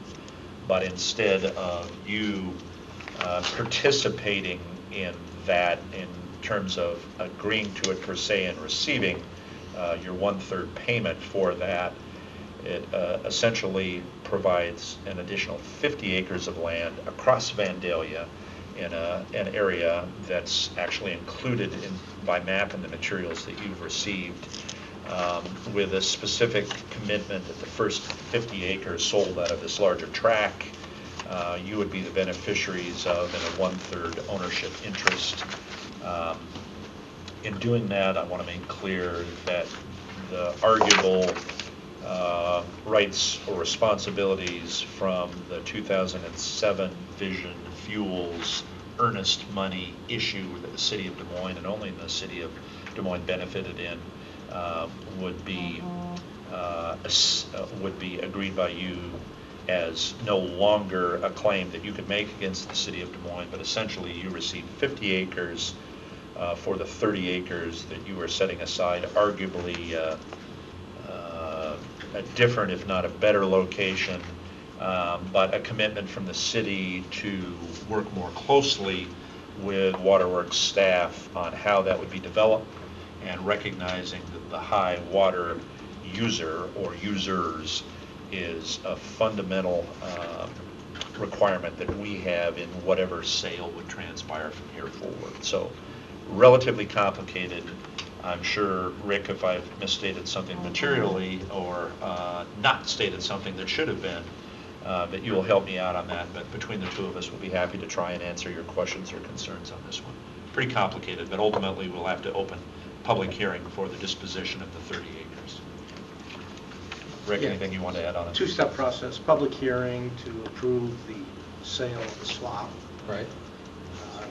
And then to approve the 2080 agreement, which replaces the prior 2080 agreement, which, as Bill has described, reconciles some issues that we have had and provides for the city and the waterworks to work together more closely to develop this property and actually come to fruition for a large water user at long last, which, by the way, may include some future budgetary considerations. They'll come to you for future budgets because there may be some sharing of development costs to make it possible to attract the right kind of user. So there may be some requests in the future for future budget, but the way this is set up is that'll come to you in the regular budgeting process. And if that's going to be happening, it'll be approved in your budget when we come to that. And if I may, that does trigger a couple assurances I wanted to make to you. One of them is, assurance is probably too strong of a term, issues for your consideration. Although their obligation is to work with us in our budget process, as you can imagine, Mark, I'm sure with his particular experiences in planning and zoning, some of these deals simply happen too quickly and may not fold into our regular budget process. We still have a commitment to reasonably participate. I know these parcels fairly well, having managed an area immediately contiguous to it for a number of years, that is at the WRA. There is certainly some risk in that. Rick was very insistent in the negotiations that out-of-pocket costs only be reflected in what we would participate in. That is, city staff time in promoting this would not be directly, we would not have a direct responsibility for that. I do want to point out, and perhaps it's implicit to you, the City Council has taken action on their side of this issue with comp plan revisions and has queued this transaction up contingent upon your approval. So there are a number of folks, obviously, who are out there and interested in the outcome of it. That isn't to say that you can't raise concerns, but I didn't want you to think that this has not been an issue that's been discussed at significant detail with the proposal that's in front of you today. So again, we'll try to answer any questions you've got. Fairly complicated. Okay, so the first step here is to open a public hearing for comments from the public concerning this project's form of contract plans and specifications. The project being the sale of the 30 acres of jointly owned land in the southeast agribusiness area. So I'll open that public hearing and see if there is any comments from the public to be made. Seeing none, I will close the public hearing. The next step in this is to adopt a resolution approving the sale of these 30 acres by the city. And I would need a motion to that effect. And Mr. Chairman, on this one, there's a formal form of resolution with... Oh, I'm sorry, I thought that was a two-step, right? I thought we did that as a separate motion? Or are we doing both at the same time? No, this is for the Helena... Oh, this is for the sale of the... Right. And can this be entered into the minutes? I don't need to read it. And it might be helpful just to read out the part without the legal description, which I'd be happy to do. Yeah, please do. Whereas title to real estate described as follows: the property is held in the name of the city of Des Moines, Iowa, subject to an undivided 1/3 interest for the benefit of Waterworks under a 28E agreement between Waterworks and the city of Des Moines, dated December 6th. That should be 1999. Secretary of State document number MO07721 concerning Des Moines Agribusiness Park. And the description follows. Whereas the city and Waterworks desire that the property be sold to Helen Industries, Inc., and whereas the interest of the Waterworks in such property is to be exchanged for an undivided 1/3 interest in certain other property from city as set forth in an amended and substituted 28E agreement, a copy of which is available for inspection, copy of the offices of Waterworks. Be resolved that the sale by the city of the above described property to Helen Industries and the resulting exchange of Waterworks interest therein is hereby approved, and Waterworks shall give its consent thereto on the terms of the amended and substituted 28E agreement, and that the amended and substituted 28E agreement is hereby approved, and the chairman and the CEO and general manager are authorized to execute it on behalf of the Waterworks. Thanks, Rick. And actually, I'd forgotten, but that motion covers both of the remaining topics. So. Oh, just one motion for the 28E? Also. Okay, I thought those were two separate motions. So I need someone to make that motion. So moved. And is there a second? Second. Second. Any discussion, questions, comments? One additional comment, I apologize for, again, doing the stream of consciousness, an item that may be of some interest to several of you. The Greater Des Moines Partnership has expressed an interest in specifically working with Des Moines Waterworks and the city of Des Moines on a marketing campaign associated with this. So I will, with your approval of this item, I will be meeting with them, I believe, in about 2 weeks in the city of Des Moines on a marketing strategy to promote this. As many of you know, the Southeast Connector, as it extends towards Pleasant Hill, will be immediately contiguous to the area that you're swapping out here. There are some flood control issues that will involve improvements in this area in the next several years. I have no reservation in making the recommendation to you that this is certainly an appropriate exchange, and one in which I believe you and our ratepayers will find value in the years in the future. I just want to say I appreciate the CEO's effort, council's effort on this project. I realize that in the whole scheme of things, this may not be a whole lot of dollars, it may not be anything, but I appreciate the effort that's put into it because it sets a precedence about how we're going to move forward with this other project, and also the role of waterworks when it comes to the development in Des Moines. And without your leadership, both of your leadership in getting that done, that wouldn't have happened, and this is an important step forward. If I may, I'd be remiss also of not saying Jeff Lester, who's the corporation counsel for City of Des Moines, and Roger Brown, one of his attorneys, were very helpful in working with Rick on some interesting deadlines from time to time. As you can imagine, this one had some starts and stops over the last 6 months that have been interesting, we'll put it that way, but they were very professional and helpful to work with. So well, this was fraught with some political landmines. No question. That you guys navigated well, and I think both we and the city are in better shape because of it, and I just appreciate that. I think that this occurred during maybe the second board meeting that Bill Stowe was overseeing us as the CEO, and I just appreciate he's given out the kudos, the JD behind his name, and kind of directing us through this as to what we could ask the city to do, and pointing out some things that maybe we should not have done in the past or should have been a little more aware of. So thank you, Bill.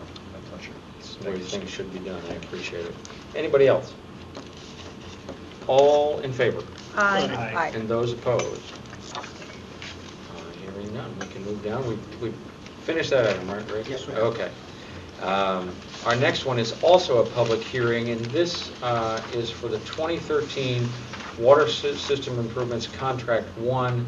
The recommended action is to award the 2013 Water System Improvements Contract 1 to Holbrook Construction in the amount of $812,798.30.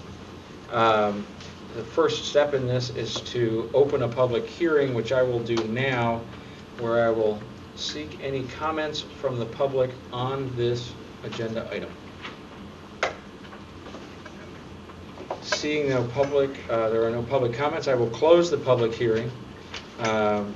Next thing I can say here is that Staff has indicated that there's no Yes. finding of any facility of the kind to be constructed that's available for renter sharing from Right. another agency. Okay. And so then I would seek a motion of adoption of this contract. So moved. Is there a second? Second. Okay, now if we could take an analysis of the bids received. Take a vote on that. Oh, take a note, I'm sorry, I'm getting ahead of myself. So we'll have a vote on that motion. All those in favor? Aye. And those opposed? And that approves the form of contract, plan, specification, and estimate. Gotcha. And the next one is to look at the bids and then approve the bids. I hear you. If I may, I'll jump right into the Please. analysis of bids. The materials in front of you indicate this was a $1.1 million estimate. We're very pleased. Several of the items before you today indicate a continued positive market for us as public owners. The market is bringing back bid results that are favorable. our recommendation is that Holbrook Construction, who we believe to be the low responsible bidder, should be awarded contract. This project is a companion actually to one you'll see here in the next item in front of you. It's the process of rebuilding areas within our distribution system that we find particularly prone to failure. So one of the pieces of information that Mr. Veenstra had in his report but didn't highlight for you, West Des Moines has about 15 water main failures a year annually. As I recall, we have over 300. So our system is older. There certainly are needs for programs like this to be out in front of it with system replacement. And this bid is intended to be responsive to that. You approved the letting of this bid last month, and you're going to approve, hopefully, here in a few moments, the second phase of that. But before you, in this item, is the staff recommendation for approval of the $812,798.30 award to Holbrook Construction. Do I have a motion to that effect? So moved. Second? Second. Is there any further discussion or questions about that? I just had one quick question. When we replace these streets in the future, are we looking at the connections in there? Do any of the, even though they may be owned by property owners, of replacing those while the streets dug up? Not sure that I fully appreciate the question, Dave. Let me repeat it back and make sure I understand. When we're going through the process of main replacement, by necessity, are we also looking at the service connections into our main? Yeah, Is that your from question? all the... The answer is yes. Yeah, by definition, we have to do that because you're replacing a main with taps with a new main that has to be retapped. So the connections have not deteriorated as much as the main, or? I can't generalize to that level, but I think the real point is there are new taps and new connections that are made into the new main. Gary, anything you wanted to add to that? Take the service line connections from the main to the stop box, and that's where we stop. Just to the stop box. So you replace that when you do a main, that section's new? Just to the stop box. Yeah, But okay. At no cost to the property owners. Right. But the stop box is still the old stop box. Would there be any savings if we did all that at once, or even though it is not Certainly wouldn't be property? savings to us. It would be more expense. And I do want to be clear that often that stop box can be right off the main, meaning that the area of pipe replacement could be relatively short. It could be like. To the curb. Yeah, you lay the water main on the north side, all the south side, you have to go across the street, the north sides are going to be right there. Yeah, so if the issue that you're asking, David, is should we have a more active role in a repair and replacement of the service line, that certainly is a board consideration. It would not be a staff recommendation. These are expensive programs. We are already replacing and, in our view, upgrading a portion of the service line. But if the basic question is, by replacement, are we retapping and doing some upgrade? We are, but it's marginal. It's certainly not the whole service, including the stop box. Maybe we can talk about that in the committee meeting sometime. I'd be happy to put that on the agenda for discussion if you want to, in the planning committee as an example. I didn't mean, yeah. No problem. Okay. All right, any other further discussion or questions? Hearing none, all those in favor? Aye. And those opposed? Motion passes. The next is to establish the date of a public hearing as the date of the May 2013 board meeting for the request authorization to solicit bids for the 2013 Water System Improvements Contract 2. And I would need a motion to do so. So moved. Is there a second? Second. Any further discussion on that item?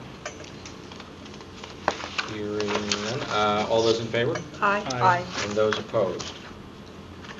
That motion passes. We're at item 3K, which is, yes, another public hearing because we all enjoyed these so much. Makes the awkward chairman more awkward, if that's possible. So this is a public hearing for the building rehabilitation Phase 3, which is the contract to Bi-State Masonry Incorporated of Rock Island, Illinois, for the base bid alternate 1 full brick white replacement at wall 1958 building, and alternate 2 interior terracotta repairs 1945-58 building in the amount of $594,000. As I say, I'm going to open the public hearing to seek any comments from the public on that contract. Seeing none, I will close the public hearing. And the next thing is a report from the staff on available facilities. And the staff, after reviewing this, finds that there is no facility of this kind to be constructed that's available for rent or sharing from another agency. Okay. And if I may jump into the bid analysis. Well, I think we need, following this, I think we have to have a motion to, for adoption of the form of contract. Sorry. Plans and specs and estimated cost. And then we can talk about the analysis of the bid. So if I have a motion to that? So moved. Second it. Second, and I'm just very proud of myself for catching that little detail. So all those in favor? Aye. Aye. Those opposed? Now, Mr. CEO. Thank you. Thanks, Graham. I'm sorry I stepped on you there. You're just testing me, I know. As we look at the bid tab, which is a couple sheets beneath the yellow summary that you have, you're going to once again see that we're seeing a very favorable bidding climate from our vantage. The estimate on this project was $594,000. I'm sorry, it was $650,000. The low responsible bidder is some $594,400. So our recommendation is to award this contract to Bi-State Masonry for the amount of $594,000, which is the base bid plus alternates 1 and 2. And as I'm sure you recognize, often we'll parse bids into pieces like this to see what the market will allow. And in this case, again, our budget and the market come up very positively to allow the additional work that Graham described in detail done at a price that's still less than our estimate. Great. So I would need a motion to approve and execute that contract. So moved. Second. Any questions, discussion? Sue?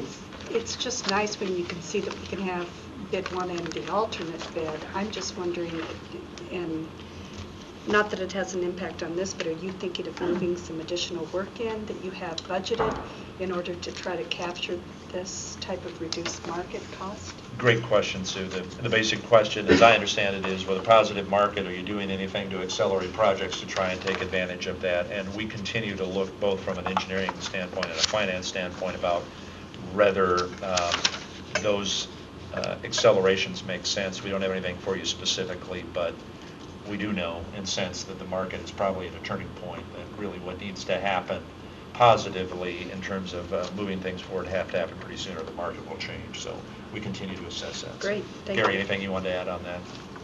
Yeah, in lieu of that, we'll probably have a contract for you for WSI coming up because we've got enough money left here that Dan Copper will not let them go unspent. I saw Peggy smile, so I knew she was in blue. That's a push and pull, a yin and yang right there. Gary who wants to spend more and Peggy who does not. So. No, I'm more laughing at the Dan comment. Yeah. We spend every dollar allotted to WSI, trust me. Any other comments or questions on item K? Seeing none, all those in favor? Aye. Aye. Those opposed? Motion passes. Last action item is item L, the ratification of temporary construction easement for Saylorville Water Treatment Plant raw water system repairs at well 1. I will look for a motion to ratify that easement. If there's a motion. So moved. Second? Second. Any further Very clarification? quickly, I have already granted the easement. You are ratifying my granting of the easement to make clear this is work that we see necessary to protect our facilities at the Saylorville Water Treatment Plant. There are significant erosive concerns. This ties into our FEMA litigation and de-obligation of money to FEMA. This is one of those projects that, with the assistance of Gary and his staff and Mike McKernan in particular, we just view, despite controversy with FEMA, the need to move forward. As part of that project, we have to get easements for our construction contractor on U.S. Army Corps of Engineer owned property. There is one cost that has not really been fully quantified yet. As part of that easement and part of the clearing necessary to support that, some trees will be removed. The Corps is insisting on a mitigation plan. Actually, the insistence and level of mitigation has raised slightly, so we view probably a $40,000 or $45,000 mitigation is necessary here. That's within my authority, as you know, but I want you to be aware before you vote on ratifying what I've already signed, that there is probably a $45,000 additional price associated with the easement itself and our clearing necessary to let our contractor into this area. I'll try to answer any questions you might have. But my thanks to Gary, this is one that core communication between Rock Island, who we initially worked with, and Saylorville was somewhat strained in the need to deal with several different parties within the same entity to be able to reach agreement that had already been reached. It was relatively complicated, but it tried Gary's patience. Thank you, Gary. Any other questions, comments? Seeing none, all those in favor? Aye. Aye. Did we And have a those motion? opposed? Oh, sorry. Did we have a motion on that? Pat? Did we have a motion? I thought we had a motion. Yeah. Yeah, we had a Okay. motion. Good. And all those opposed? Thanks. Okay. That finishes our action items. We're going to go quickly through this because we are going to have a closed session. The first, let's talk about the portage trail and ramps around Fluor Drive. Mr. Stowe. I have entered on your behalf into an agreement with DNR concerning an area near the flashboards to essentially allow trail connectivity into that area. My thanks to Gary again for working out the details with DNR, but our view is those kind of cooperative arrangements, particularly with the Department of Natural Resources, that leverage their money and expertise for areas that we have an ownership interest in, are to everyone's advantage. So very briefly, I wanted you to be aware of that. When it comes to board and committee reports, as you're well aware, the committees did not meet last month. Discussions with Mr. Stowe, some of you, and others, you'll notice that there are proposed agendas for the committee meetings going forward. I think it makes sense to continue those committee meetings. It is my hope that as we go forward with those committees, that we continue to think how those committees work. I think the agendas that are out there for the next month make a lot of sense. They're appropriate items to discuss. Some of them won't turn out being action to this board, but please consider, continue to think about how we can be efficient in that committee process. I'm going to I think that's all of the items on that. Bill's going to give us a CEO and general manager's comments. Now, let me ask you one question before you do that. Sir. You and I have a meeting to get to at 6 o'clock. We're going to have a brief closed session, which we'll talk about in a minute. Should we postpone the public presentation to another time? Clearly we'll do what you asked. I believe that us arriving at 6:20 or so is going to be So acceptable. I think we're okay. Go ahead with your comments. I'll be very brief. We do have a meeting at 6 o'clock, which we may not be at right when it starts, with the Central Iowa Regional Drinking Water Commission. We'll be talking with them on a number of different issues, including, as an example, part of the presentation Mike McKernan's going to make to you here after the close of the meeting. I have one other item that I would touch on briefly. I've had the privilege, and it is a privilege, to meet with members of the AFSCME Bargaining Committee on a number of outstanding issues. Ron Smith and Ted and Amy and I have been involved in discussions on behalf of management with 4 issues that were out there and could not be closed with the regular contract negotiations. They involve job awards, layoff processes, subcontracting, and what we call sleep time, or the consequences from bringing people in off shift to do repair work and then providing them ample opportunity to prepare themselves for the next scheduled shift. Those are progressing very well. Obviously, whatever comes out of that, I'll be reporting to you, but I wanted to acknowledge the hard work on behalf of the AFSCME committee under Brian's leadership and Greg Lewis's leadership. We're engaged in some interesting and informative discussions for me as the outsider and learning the topicality of some things that are on the minds of our employees right now. So very interesting discussions, and appreciate the professionalism I see from the AFSCME representatives. Always a pleasure. It is a privilege. That's all I had, Greg. Great. To make sure I do this right, we are going to take a motion to go into closed session. Right, before we adjourn. Before we adjourn. Right. And just to be clear, and I'll seek a motion on this in a moment, I'm going to seek a motion to go into a closed session. We'll have that session. It should be rather brief. Then we'll come back into open session, but for those of you who are hanging around, we will not take any action when we come back into open session other than to adjourn. But that's the proper way to do that. Yes. This motion that I'm seeking is a motion to go into closed session under Section 20.17 of the Code of Iowa to discuss matters of strategy with respect to matters governed by Chapter 20 of the Iowa Code, and under Section 21.1C to discuss strategy with counsel in a matter where litigation is imminent to avoid disclosure, likely to prejudice or disadvantage the position of the Des Moines Water Works. That is the motion that I seek, but I also want to go, I'm sorry? I just wanted to, there's a typo in the agenda. It should be section 21.5, subsection 1C. There's a Oh, I got you. 21.5. You think that's going to affect our decision on whether we do it or not, Rick? I'm No, just sir. curious. Okay. But I also think it's important, other than to spell out what that is, for the board members so that they know what they're voting on, what we're going to talk about, the broad topic that we're talking about other than litigation. Is that possible? What is the topic that we're going under? With an abundance of caution, I would prefer that we stick with the precise language that we are going to discuss matters where litigation is imminent to avoid disclosure or prejudice would disadvantage the position of Waterworks. So I would leave it that generally. Fine. Is there a motion to that effect? So moved. And a second? Second? Do we need a roll call on this? And so a Yes. roll call vote, please. Graham Gillette, Aye. Leslie Gearhart, Aye. Mark Wallace, Aye. Sue Hubbard, Aye. Dave Carlson. Aye. And again, for those of you in the audience, you may want to excuse yourself for just a couple minutes. It should not take more than 5 or 10 minutes. We will Chris, come I want to back. make sure that we're off with the audio and visual. We'll Linda, adjourn, thanks but then for we the will have a updates. public Thank presentation. you.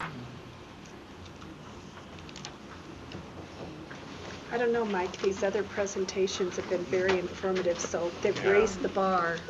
I'm going to need Hope to you're up log to it, off dude. and log back in. Uh-oh. Give me a Throw you off. Are you I think taking there's a little time? more business here Are anyway. you ready? We'll come back into open session. Before we adjourn, while we're not going to take any action, I know that Leslie had some questions on the lien certifications. I just thumbed through here, I always like to look at these. There's usually $40,000 of them a month of the liens, and I don't know, maybe I need to be refreshed again, but I see a number of them that are, $900. I see Merrick sent to us again for $950. I'm sorry, what's Merrick.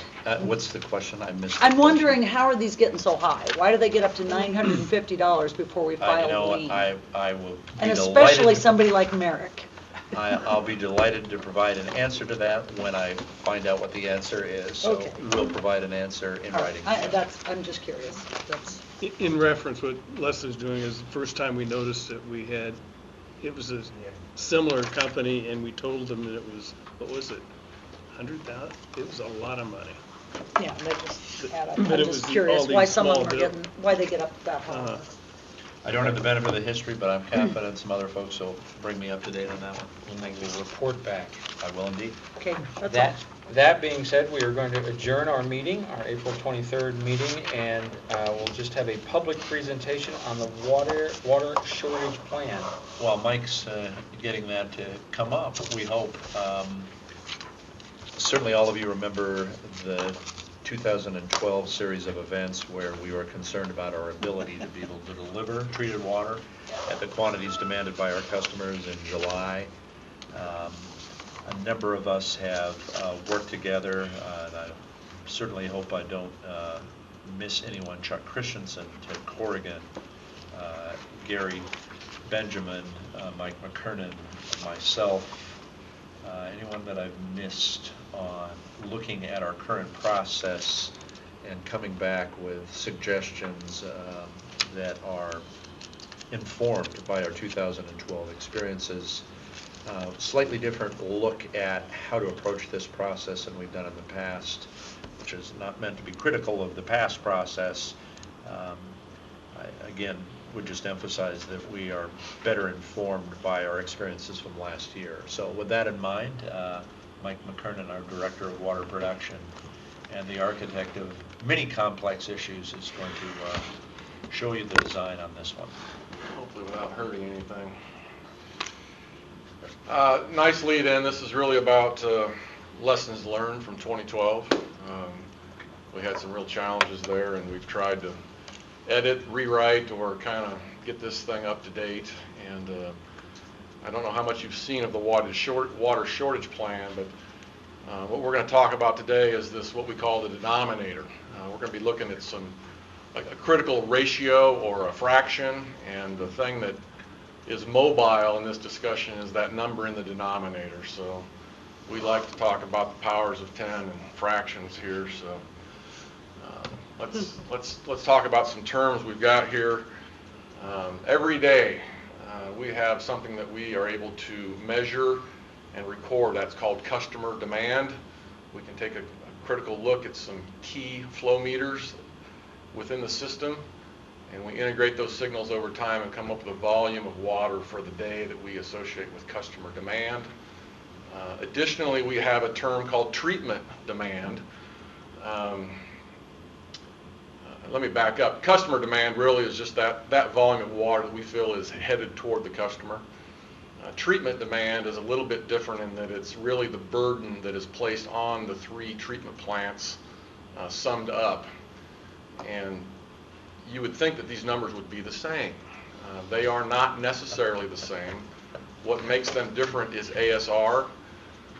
On a day when we are doing neither ASR injection or ASR recovery, these numbers are indeed the same. The water that flows through the plants enters the system and is headed toward the customer.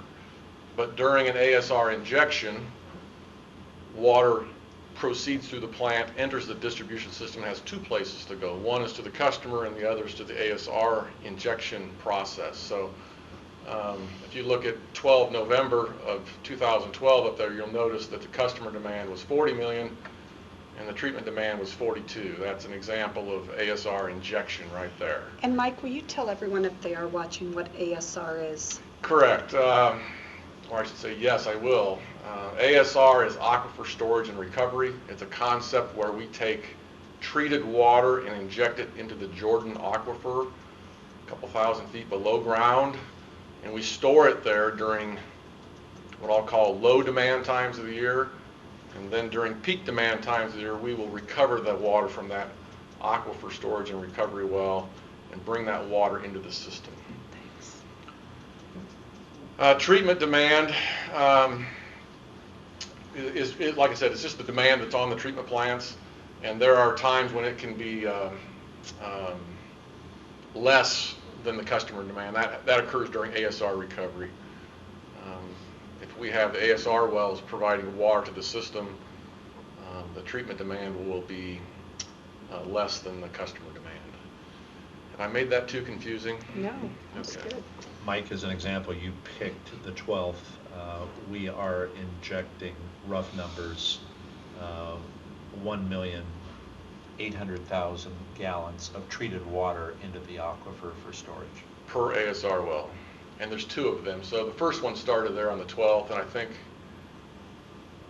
looking at 14 November, looks like the second one probably kicked in. I'm seeing a larger differential there. Do you see that or not? Mm-hmm. We're not withdrawing it, we're depositing it. Correct. On those days. Yeah. Low usage days when we can take water and store it off-peak for use during peaks? The new term that we're going to use in 2013 as we try and march into the higher pumpage, do something a little bit different here, is to come up with, probably should have put the word estimated in there, but for each day, we are going to come up with what we consider to be the treatment capacity of these three plants. That number is going to then find itself in the denominator of this fraction that we've got here. The water shortage plan is going to look at this fraction, ratio, percentage, whatever you want to call it. In the numerator will be customer demand, the term I've already explained. The denominator will be this treatment capacity. And that's what we really want to talk about today, is what are some of the things that are going to be part of that estimation, calculation, forecast. Real briefly on just the water shortage plan itself, it's got 5 stages in it, and Bill's talked about some of the people that have been pivotal in creating that, and I guess I would like to echo the efforts of Ted and Amy and Chuck and Gary on that. I think this is going to be a good thing for us to kind of use and try and implement here. The goal of the plan is simply to get the demand near 80% of capacity. But what's going to trigger it? The trigger is going to be when the demand is greater than 90% of capacity. And in this case, capacity is this new term that we're going to have this year called treatment capacity. Not trying to get too mathematical here, but our total capacity is really the sum of the capacity from each of the 3 plants there. So C sub Fleur, C sub McMullen, C sub Sweet Pea, add those together and you're going to get our ideal total capacity. So some rough quick numbers there, 75, 25, and 10 are the ideal numbers for each of those 3 facilities. And I just want to break each of them down and give you a little sense of what we saw last year and the things we're going to be looking at this year. Per our treatment plant, long-range plan, that ideal capacity of Fleur is 75. The things we're going to be really critical about as we march into higher pumpage involve the filter run times. I've got a term up there called CFE, that's combined filter effluent turbidity.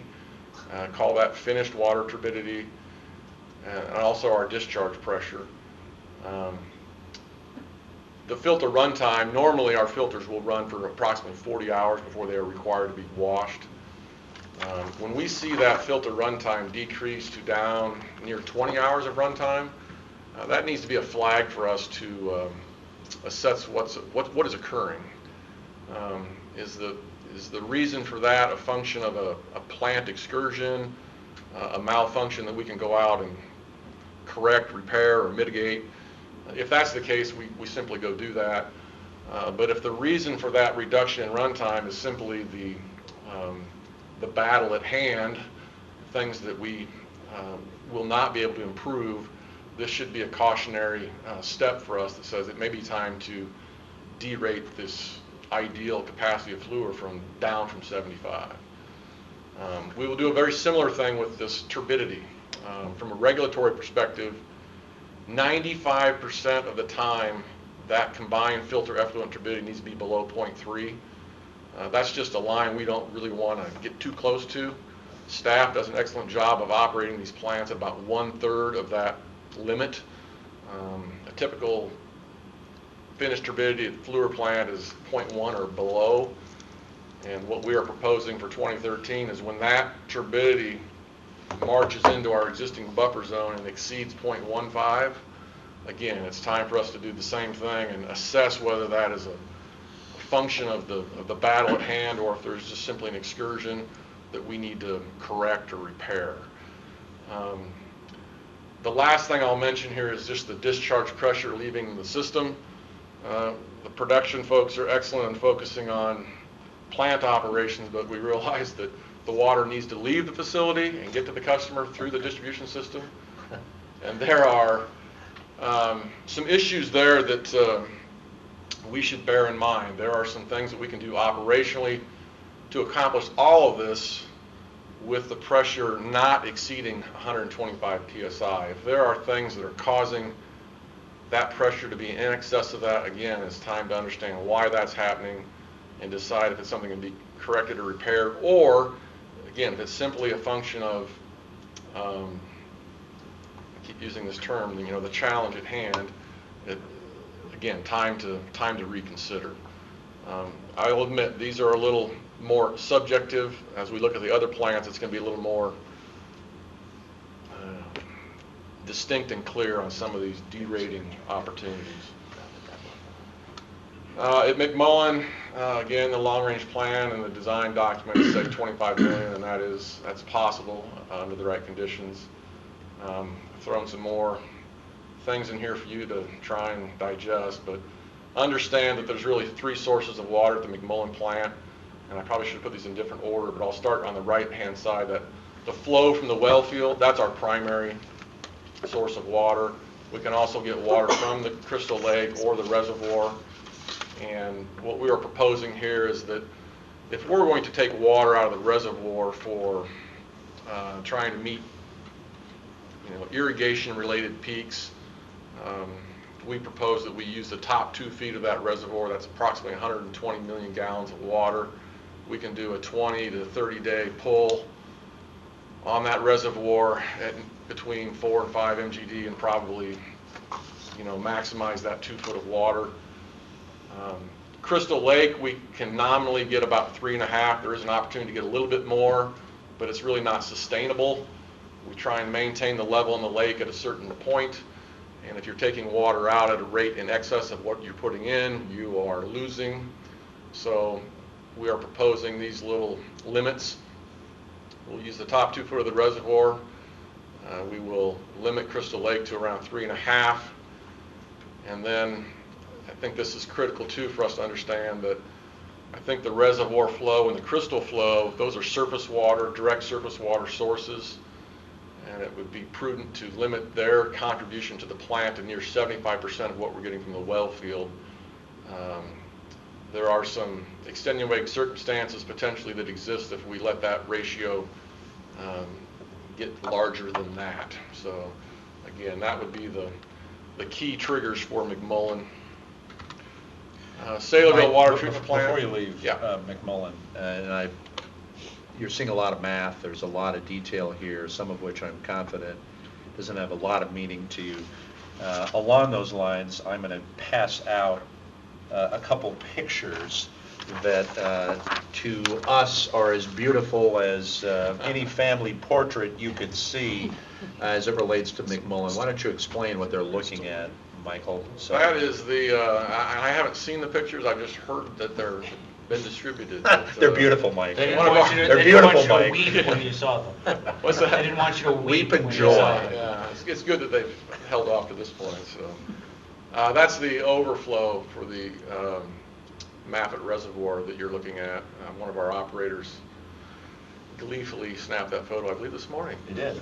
And the point is that our water sources now are replenishing themselves in a way that's very helpful to us. And although very important we go through this exercise, we're seeing at least the prospects for some relief, not the least of which is we're seeing, as you can tell, water entering our facility through gravity now without having to pump it up into Maffett.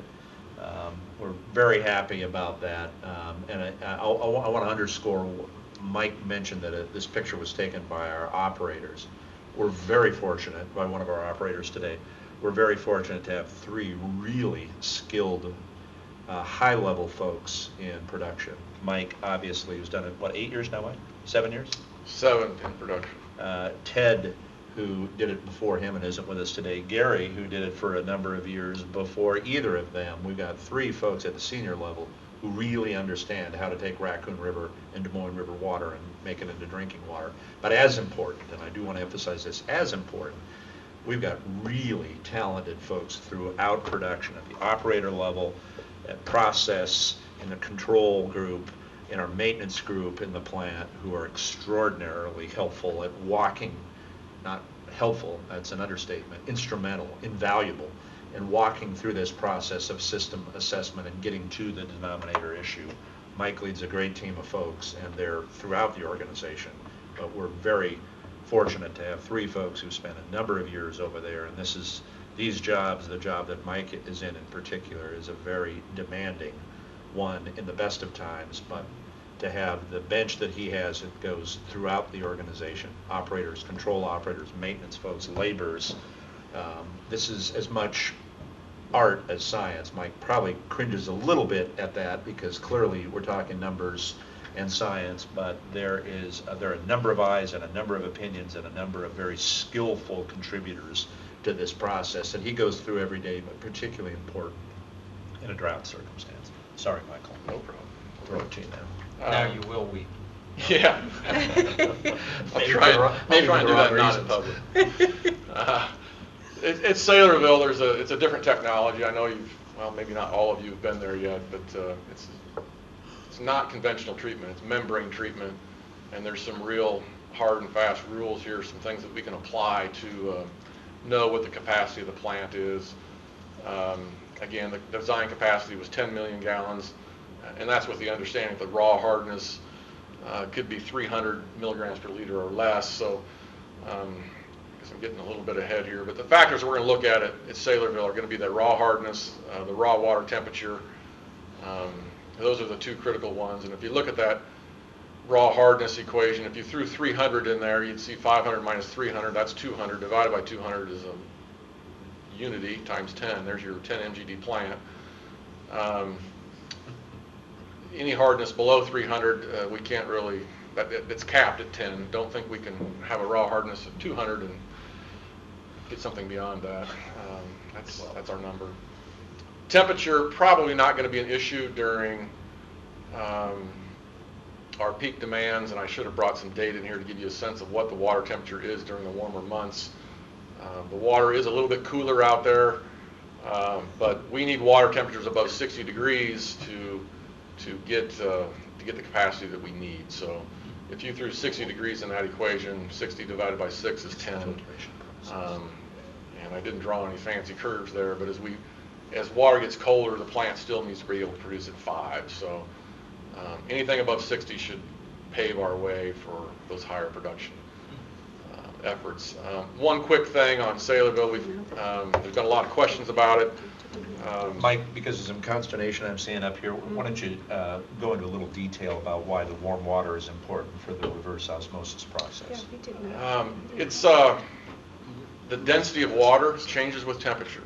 As it gets colder, it's a little more, I'll use the word thick. It's more dense, and that is not conducive to trying to push it through. Can I ask what's the average water temperature then, or? You know, I would think that we don't hit 60 all that much. I'm going to say, this time of year is probably not 60 at that plant, but in the summer, I think we're going to be safely above 60, maybe near 70. Which is our peak demand time, as you know. But realistically, certainly, I would think, and I don't have the data in front of me, but I'm a fairly informed guess that at least half the year we would be beneath 60 degrees. Okay. Probably closer to we can get that. closer to 8 months, I'd gather. Okay. And I understand that at 32, the water is really hard. It's really thick at 32. At 212, it starts to become a vapor. Gets really dense. It gets 212. Welcome to the board, Mark. You got it. Somebody was awake. There's some other factors out there. We haven't seen well yield impact things yet. The river stage in the Des Moines has historically pretty well stabilized with the reservoir immediately upstream. But in a really, last year we probably saw some levels that we haven't seen in a while, but we didn't really see any decline in well yield. So I don't see that being a problem. Total dissolved solids or NTU, again, I don't see that being an issue, but there are derating calculations for those constituents as well, nitrate included. Again, probably not going to be something that gets in our vision. Parting shots from me here is just, we talked a little bit about ASR and how it impacts that treatment demand and customer demand numbers that we calculate every day. Related to this water shortage plan, those ASRs in operation really create a little buffer zone for us, our level of insurance. If we were to take those ASR recovery numbers and try and add those to the capacity number, I think we'd have to alter some of our percentages that are really in that plan. So there is some flexibility here. I just wanted to let you know we didn't ignore it. We were intentionally, it's not part of the equation for sake of being able to have the time to react to these situations. So we can have a little fun here, I think. The area under the curve, you ask the engineers and scientists to take flow rate and time, and they're going to tell you that the area under the curve is volume. You take flow rate and time and ask Bill or Peggy what's the area under the curve is, and they're going to tell you it's revenue. Peggy night. Peggy loves that kind of picking on. So the thing I would like to do right there at that point is to also echo some of what Bill mentioned earlier about the staff, and that is we get it. We don't want this plan to serve as some mechanism for us to wave the flag too early. We really want to do what's really right. We certainly understand the revenue and its impact, and I guess I'm here to communicate to you that the operations staff understands that. And so as we march forward with these percentages and these calculations, and we are going to be as objective as we can here and look out for the interests of the utility. This is not about trying to find a way not to pump water. It's about serving the community in the right way. I have one small question. Okay. The ASR, so where you pump the water down into the aquifer, so the aquifer doesn't move that much, or it just stays there? I don't get that. It moves Right. on the order of fractions of inches over years. It really is static. That's amazing. So the water you treat and pump in, it just kind of sits there until you want it. Essentially, it blends with native A little water that's bit, down but- there, but it's not not like necessarily. it's going to go down there and it's going to move over a quarter mile. Right. So then does it get retreated, run back through when it comes back out, or? No, the only thing that we have to do is we will rechlorinate and adjust the pH, but there's really no treatment that's needed. And there's certain things that we need to monitor, Leslie, when we recover. Yeah. That tells us when the native water influence is reaching a certain percentage, and that's Sure. our trigger to Sure. terminate recovery. Fascinating. Mike, every time you present before this board, I learn so much more. And again, going back to this Dale Carnegie, we are so fortunate to have people like you with the level of expertise that you have in charge of this utility. So thank you for what you do. You're welcome.